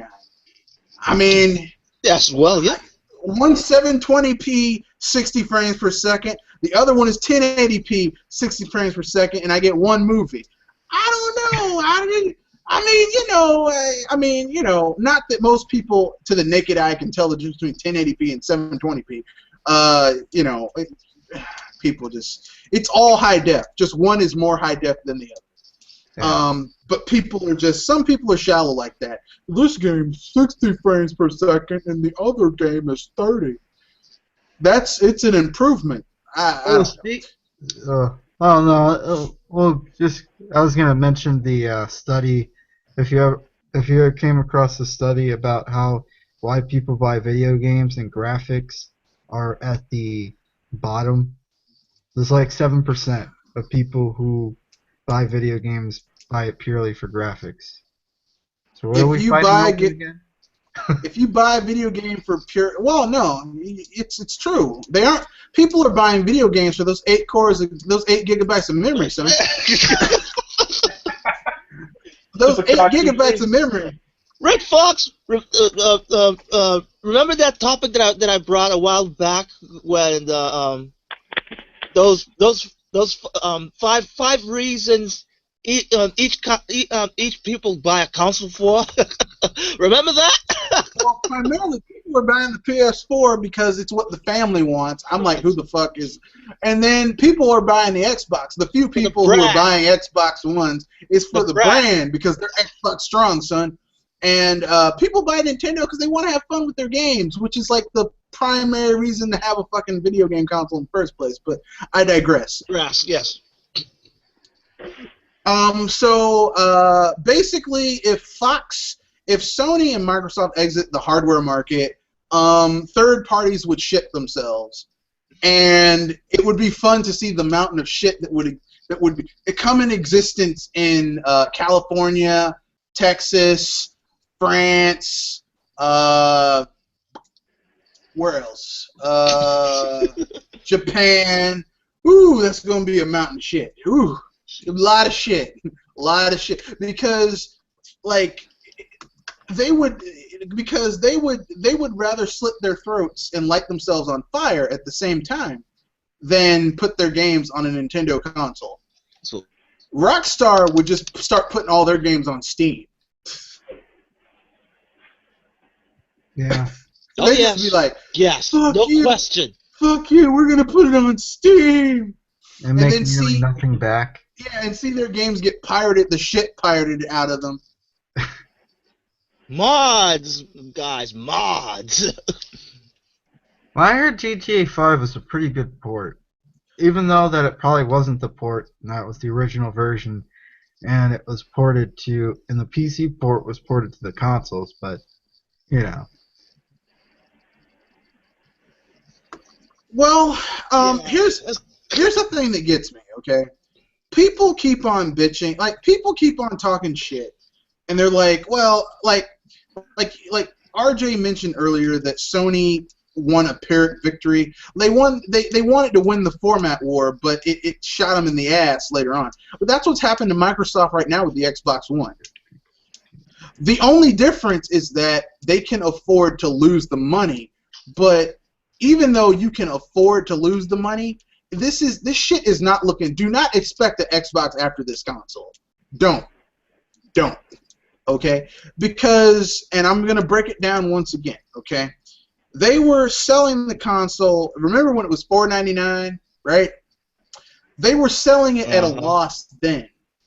Then they dropped the Kinect, and it went down to $100.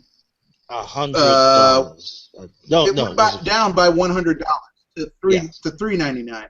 But here's the kicker: even though they dropped the Kinect, they still, when they built those, even though like at this point they dropped the Kinect, they just took the Kinects out of it, like unattached it. It still costs a certain amount of money to make that thing a certain way. You get what I'm saying? It's still made with the Kinect in mind. So it still costs as much as if you made it included the Kinect, even though they're not including it with it. Okay? Because it's made that way. So they're still losing $100+, however much they were initially losing. Then they dropped it another $50 to $350. So that's, let's say, $150+ lost on every console sold. And even though it's getting cheaper to manufacture as time goes on, that's a lot of fucking money to lose. And then you have to factor in they're not making a lot of money on their first-party games. And they're advertising the shit out of the Xbox One. So... And that's another thing the study talked about. Advertisement isn't a big percentage in why people buy games. No. Advertisement's a very small percentage in game sales. So why is everybody screaming and yelling that Nintendo should advertise more? Well, because people don't understand how business... here's the thing. Okay, Nintendo could spend $100 million a year advertising the Wii U. People still aren't going to buy it. Because, look, I have been to multiple stores buying shit in the electronic section, because I'm always buying something like cables, CDs. Yes, I still use CDs. All types of stuff. Hard drives. Expansion hard drives. Hard software for Spanish translation, stuff like that. And I'm constantly hearing misinformation from these fucking people. The Wii U isn't backwards compatible. You can't use any of your old stuff with it. I'm like, this lying sack of shit. Oh boy. And I've heard this. I've heard this at Walmart. I've heard this at Target. I've heard this at GameStop on numerous occasions, especially GameStop. You're gonna hear a mountain of misinformation. The 3DS is the highest selling dedicated hardware device in the world right now. Yes, it's even beating out the PS4. It's beating. And yet how's that possible? You go out into a GameStop, you will not see 3DS shit out front. It's in the back. Generally speaking. It's in the you gotta in the GameStop in my mall. Mall has a lot of foot traffic. The 3DS shit is way in the back, next to Vita shit. Why would you put this fucking loser next to a winner? Why would you do that? Oh, jeez. And yes, the Vita is a loser. I know people I bought a Vita. Look, I'm gonna let you in on a little secret. Well, it's not really a secret. I own 2 Sega handhelds, a Wonder Swan. Let's see. Yeah, just the 2 Sega handhelds and the Wonder Swan. Oh. That's it. Those are the only. The Sega. What about the Game Gear? The Sega Game Gear and the Sega Nomad, and a Wonder Swan. Wonder Swan Color. Oh, the the Neo Geo Pocket. Neo Geo Pocket. So 4 handhelds. Oh. I know something about owning losers in the handheld field. Okay. Yeah, I had a Neo Geo Pocket. Only 5 games came out for it. Well, no, there were more than that in Japan, and it wasn't region locked. So that's how that's the reason why I got it. The Wonder Swan is a friggin' awesome console, but lucky devil. All of the games came out in Japan, so unless you know someone who knows who can make you rebro carts for it and translate it, but the games that did come out for it are pretty good. But I digress. Look, I know something about a loser. The Vita is a loser. It's a loser. Even though that the Vita is a loser, there are games I'm interested in playing on it. But those memory cards, man, those memory cards. Yeah, I'm sorry. They still didn't lower the price? No, they have sales every once in a while, but it's like, is this a fucking sale? They're like, okay, you want what's the smallest memory card's an 8 gig memory card, and it's it's normally it retails for $50. They're like, it's on sale for 40. Like, fuck you. I can buy an 8 gig. I can buy an 8 gig SD card for under $10. What I don't understand is why didn't they just make it so that we can use any sort of SD card? I know they were trying to do piracy, but Nintendo has, you can use any SD card or micro SD card on their you don't have to go through Nintendo. Piracy. That doesn't piracy. Because Nintendo has a special system in place that if you do weird stuff to the 3DS, it'll brick once you update it. Piracy. Well, see, here's the thing. You can use basically any memory card you want with the 3DS. I mean, generally speaking. I mean, I've only bought 2, but I'm pretty sure you can buy any standardized memory card. You'll be fine. Now, if you do some weird shit to it, it'll brick once it updates, or it'll say there's non-approved hardware on here. You have to remove it. But other than that, I mean, they're pretty open about it because it's cheap. And Nintendo's like, we're not gonna spend an arm and a leg on this shit. Sony, the PSP was the most heavily pirated dedicated handheld device in gaming. Period. No. I mean, the PSP was heavily pirated. The PSP was fucking there were people who got a PSP just so that they could pirate it to play SNES and N64 games. I shit you not. Yep, I've seen numerous videos on it. Man, I'm one of those people. Yeah, they didn't play. They didn't buy. Really? They didn't buy any. They didn't buy any fucking PSP games. They just played. They just pirated the shit out of it. I saw people playing Super Smash Brothers on their PSP. Yeah, the so- 64 version. So when that shit happened, Sony was like, they'd had a knee-jerk reaction. They were like, our next handheld, no one's gonna do that. I think that 50% of the sales of the PSP was people who just fucking pirated the damn thing.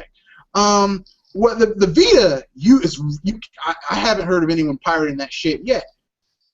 The problem is that the Vita kind of, for lack of a better word, is that only the most die-hard, hardcore fan base will buy it.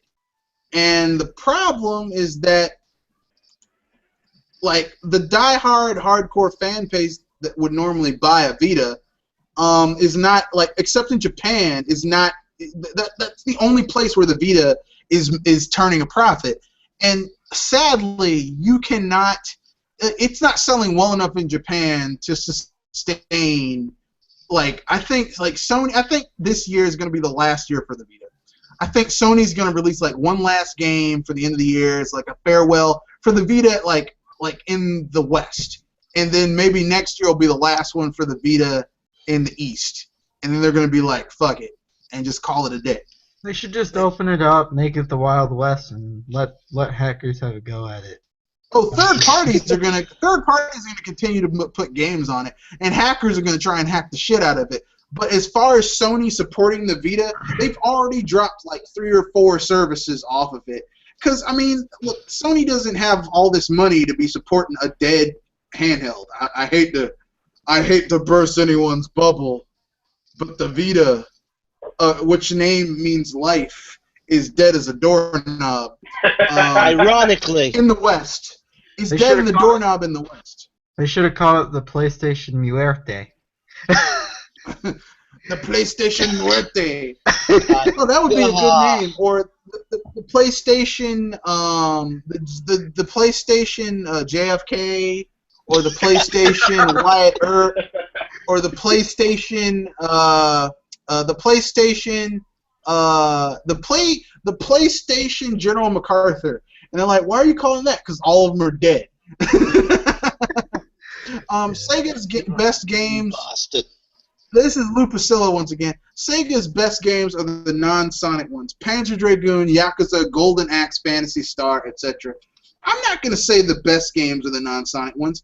Sega CD was good. I'm sorry, Sonic CD was good. Sonic 1 is good. Sonic 2, which is my favorite, is really 3 is, I mean, I don't particularly care for it, but it's pretty good. Sonic and Knuckles is pretty good too. So, like I said, Sonic CD is pretty good. After that, Sonic started to go down for me. I can contest to that. So yeah. But yeah, I love Yakuza. I really don't care much for Panzer Dragoon. I mean, I've played it. It's fun, but it's not like, oh my god, I have to. I didn't get my Dreamcast for Panzer Dragoon. I got my Dreamcast for Skies of Arcadia, and let's see what else. I got it for Skies of Arcadia, Power Stone, Shenmue, and Soul Calibur. Sorry, Soul Edge. Soul Edge. It was called Soul Edge in that system. Okay. I'm a Soul Calibur man. I love Soul Calibur. This is Lupacilla once again. When I was working at IBM in Minnesota in 2013 during the X-Bone launch, we had Xbox One ads in the recreation room on Starburst candies and Mountain Dew cans. It was ridiculous. Yeah. Microsoft spends buku cash on advertising. You know, there's no. Have you seen China, where the burgers have advertisement of Xbox One? Well, I'm gonna tell you right now, it ain't helping because it's bombing in China too. because it's like $650 in China, and even the Chinese are like, "Fuck you." I'm buying that. Much money. Fuck you, Microsoft. I mean, They ain't having that. And it's made in China. That's the sad thing. It's made in China. Like, why is this shit more expensive in China where it's made than it is here? I'm like, why the fuck would you do that, Microsoft? Must be the taxes. You're like stupid. You're like stuck on stupid, Microsoft. Microsoft sucks. Aren't they made in China? Yeah, that's the thing. They're made in China. It's all made in. Everything's made in. Look, the PS4 is made in China. The Xbox One is made in China. The Wii U is made in China. I guarantee you. Let me put it this way, okay? If I had a KFC in my backyard, literally on my property in my backyard, you'd be damn sure that if I wasn't getting chicken for free, it would be really fucking cheap. But apparently, huge. That's not the case. If I had a KFC in my backyard, I would be amazingly huge. No, I wouldn't be huge. I'd just be laughing my ass off. It'd be just cheap. I mean, I'd be smiling too, but I mean, it'd just be a fat guy. It would be cheap. Like, I would just go out and be like, Like, I mean, because I've had times where I was out hanging. Like, I'd have a late night. We'd be playing a late night D&D game, and we'd hit a break. Okay, you hit a break where you're like, damn, I got the munchies. Let's go get something. And you head out to KFC or Taco Bell or Pizza Hut, some shit like that. But if I had KFC literally in my backyard, I'd just go get a bucket of chicken. I mean, you split that up with 5 dudes. I mean, come on. Actually, I've never had like 5 dudes in a game. It's more like I'll have like 2 dudes and three girls. Chick-fil-A, I think, beats KFC. No, I hate Chick-fil-A. Oh, God. Chick-fil-A is garbage. I hate Chick-fil-A. Literally, I remember Chick-fil-A, because we had Chick-fil-A at my school, and I put it down on a paper plate, and literally, like, when I picked the sandwich off the paper plate, it was I could see through the plate. It was translucent. It was so damn greasy. I was like, oh my God, I can't be eating this shit. There's a special place in hell for KFC. But I digress. Fox & Co., did you read the Super Mario Brothers comics from Valiant Comics? Same guys who made the WWF comics. No, I did not read those. Unless it's Marvel or DC or Indigo or Image or Vertigo or some of the like small indie labels, I don't really read like other comic things. I'm sorry. I hadn't had the chance to read Valiant comics of Super Mario Brothers, so yeah, not until the internet came on. Super Mario Brothers Super Show. That's all you need to know. Anyone seen The Great Mission to Save Princess Peach or remember Mama Luigi? I remember Mama Luigi. That's the one where Luigi has the egg, but it's Yoshi. And he's like he has to raise the egg, and it's a baby Yoshi. Yeah, I remember that one. It was interesting. Sadly, those are the 2 I actually missed. Yeah. Okay, the next question is from Lupacillo, and he's going to make a big mistake here. Skies of Arcadia is the best RPG ever made. If you can prove me otherwise, I'll buy you a beer. Skies of Arcadia is one of the greatest Sega RPGs ever made. However, and this is true, it's not as good as Chrono Trigger. It is. Skies of Arcadia is one of the best 3D RPGs I've ever played. It is tight. It's got great storyline. It's got an immersive world that you're stuck in. It's got great. It's got great characters, great story, great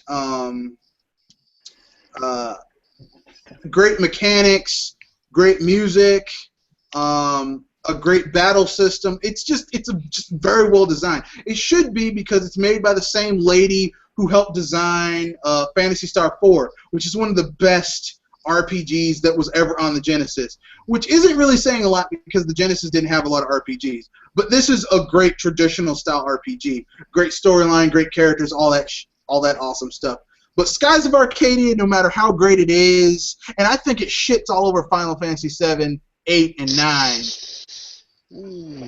it's still not as good as Chrono Trigger, because Chrono Trigger is literally it is a perfect storm RPG. It had three groups of people who were at the top of their game coming together to create the ultimate RPG. Like, it would be like if you were able to get Michelangelo, Leonardo, let's see, who else? Great Renaissance painters. Raphael? No. I was about to say Donatello myself. There was no Raph or Donatello. There were dudes with that name, but no one with that. I'll use a better analogy if someone actually knows. Let's say we were invaded by aliens, right? And we needed a man army of the greatest. We needed an army led by the greatest military geniuses of all time. So we would get like we'd have like Sun Tzu, Genghis Khan, Attila the Hun, Alexander the Great, Napoleon, maybe Patton. Maybe I'm not a huge fan of Patton, but maybe Patton. Okay, and like you put them all together, and they formed the ultimate army. Like, it's that type of perfect storm. Like, you had people who were at the top of their game coming together to create the perfect video game. Hironobu Sakaguchi, you had Akira Toriyama doing the illustrations and monster design. You had, like, dudes doing the music who were, like, really trying to prove something. I mean, literally, it's, like, the best shit ever. And unfortunately, Skies of Arcadia is really good, but it still ain't Chrono Trigger.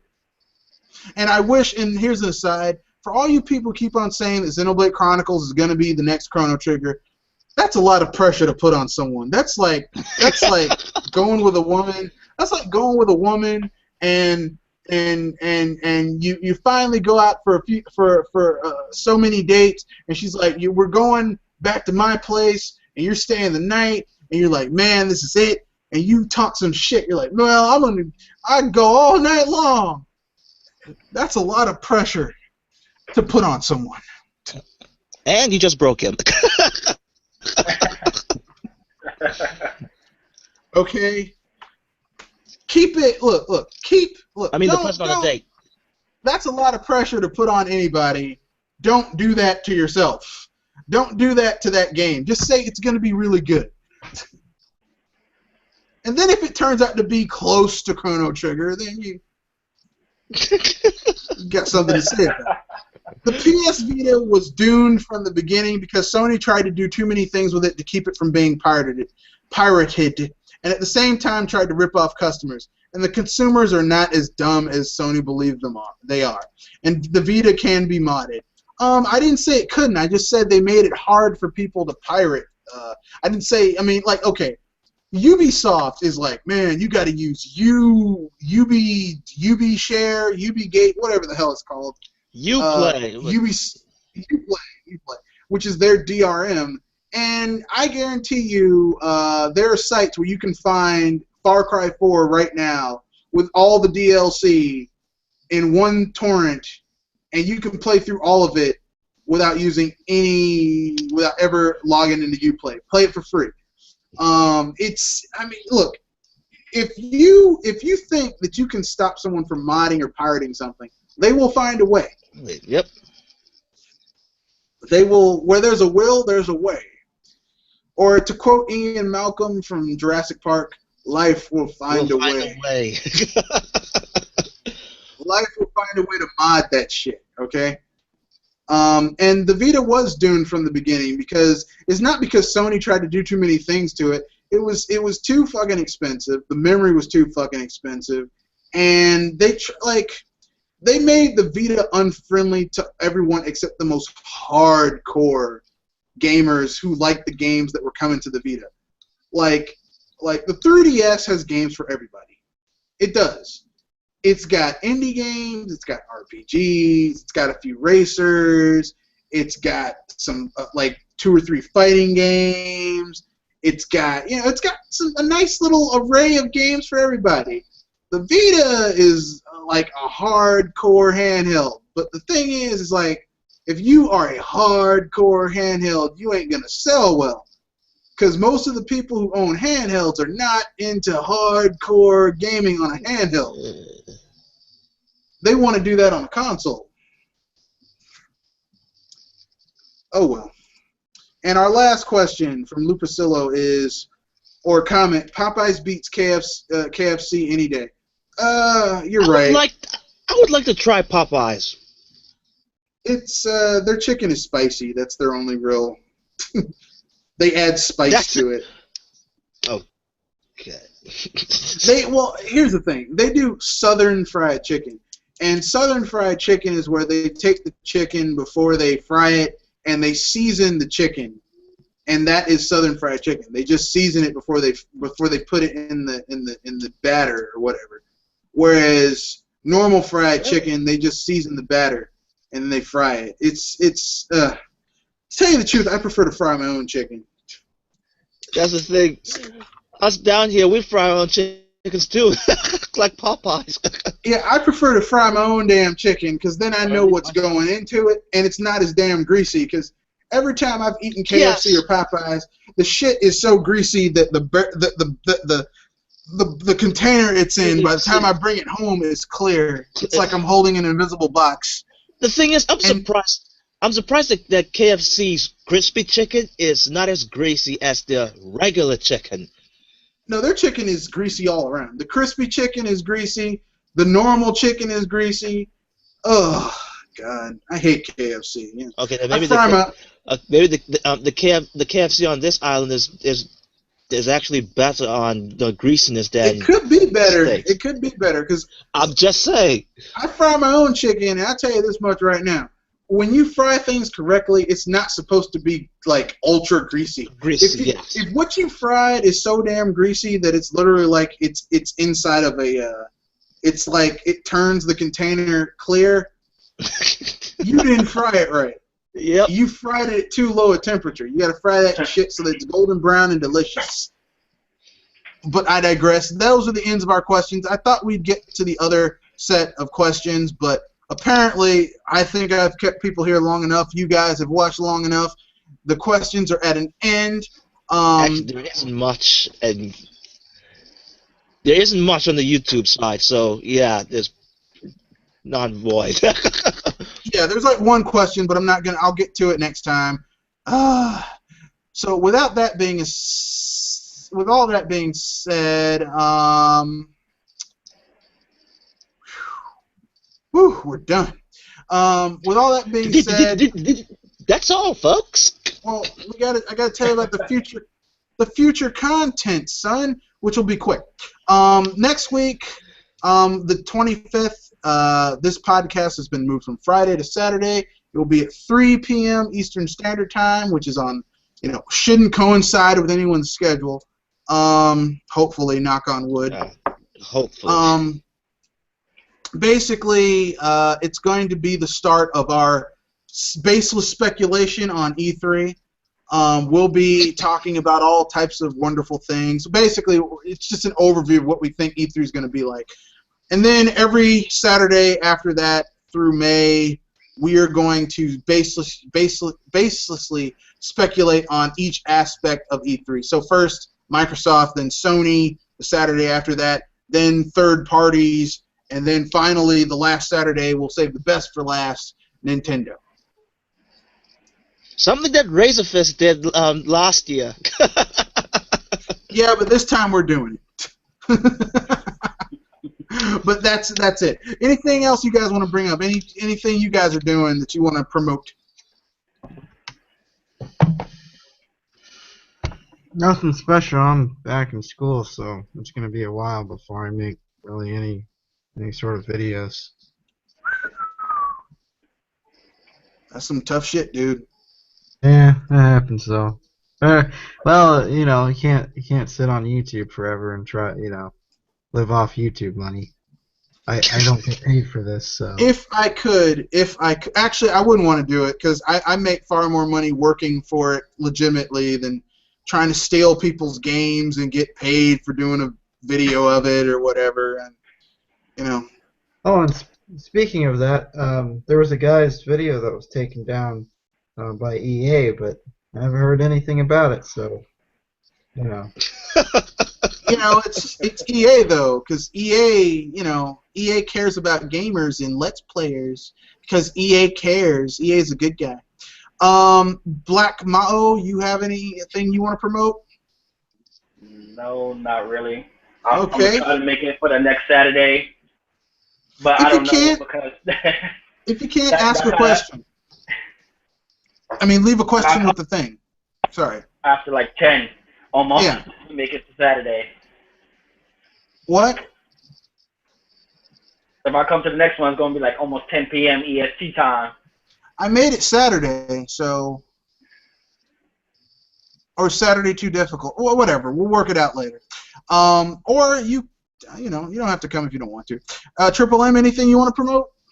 Well, not at this time, but I would like to give shout outs to two YouTubers. One is Coupon Strive. Again, this lady is laying it out how it is.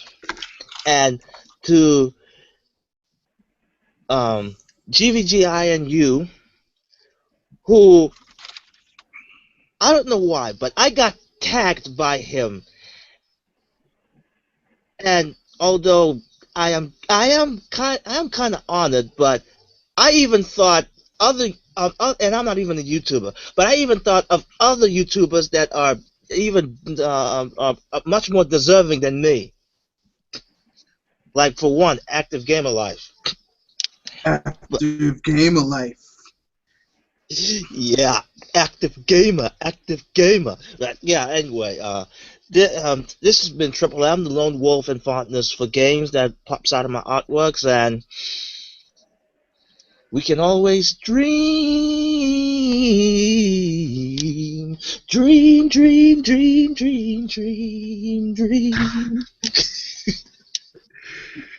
Yeah. Okay then. So we are done, and this is the end of this podcast. Remember, you guys, stay safe, enjoy your games, and don't play games because your friends are like, "Yeah, this game is good." If you don't like it, don't play it. But if you love something, I don't care what your friends say, play it.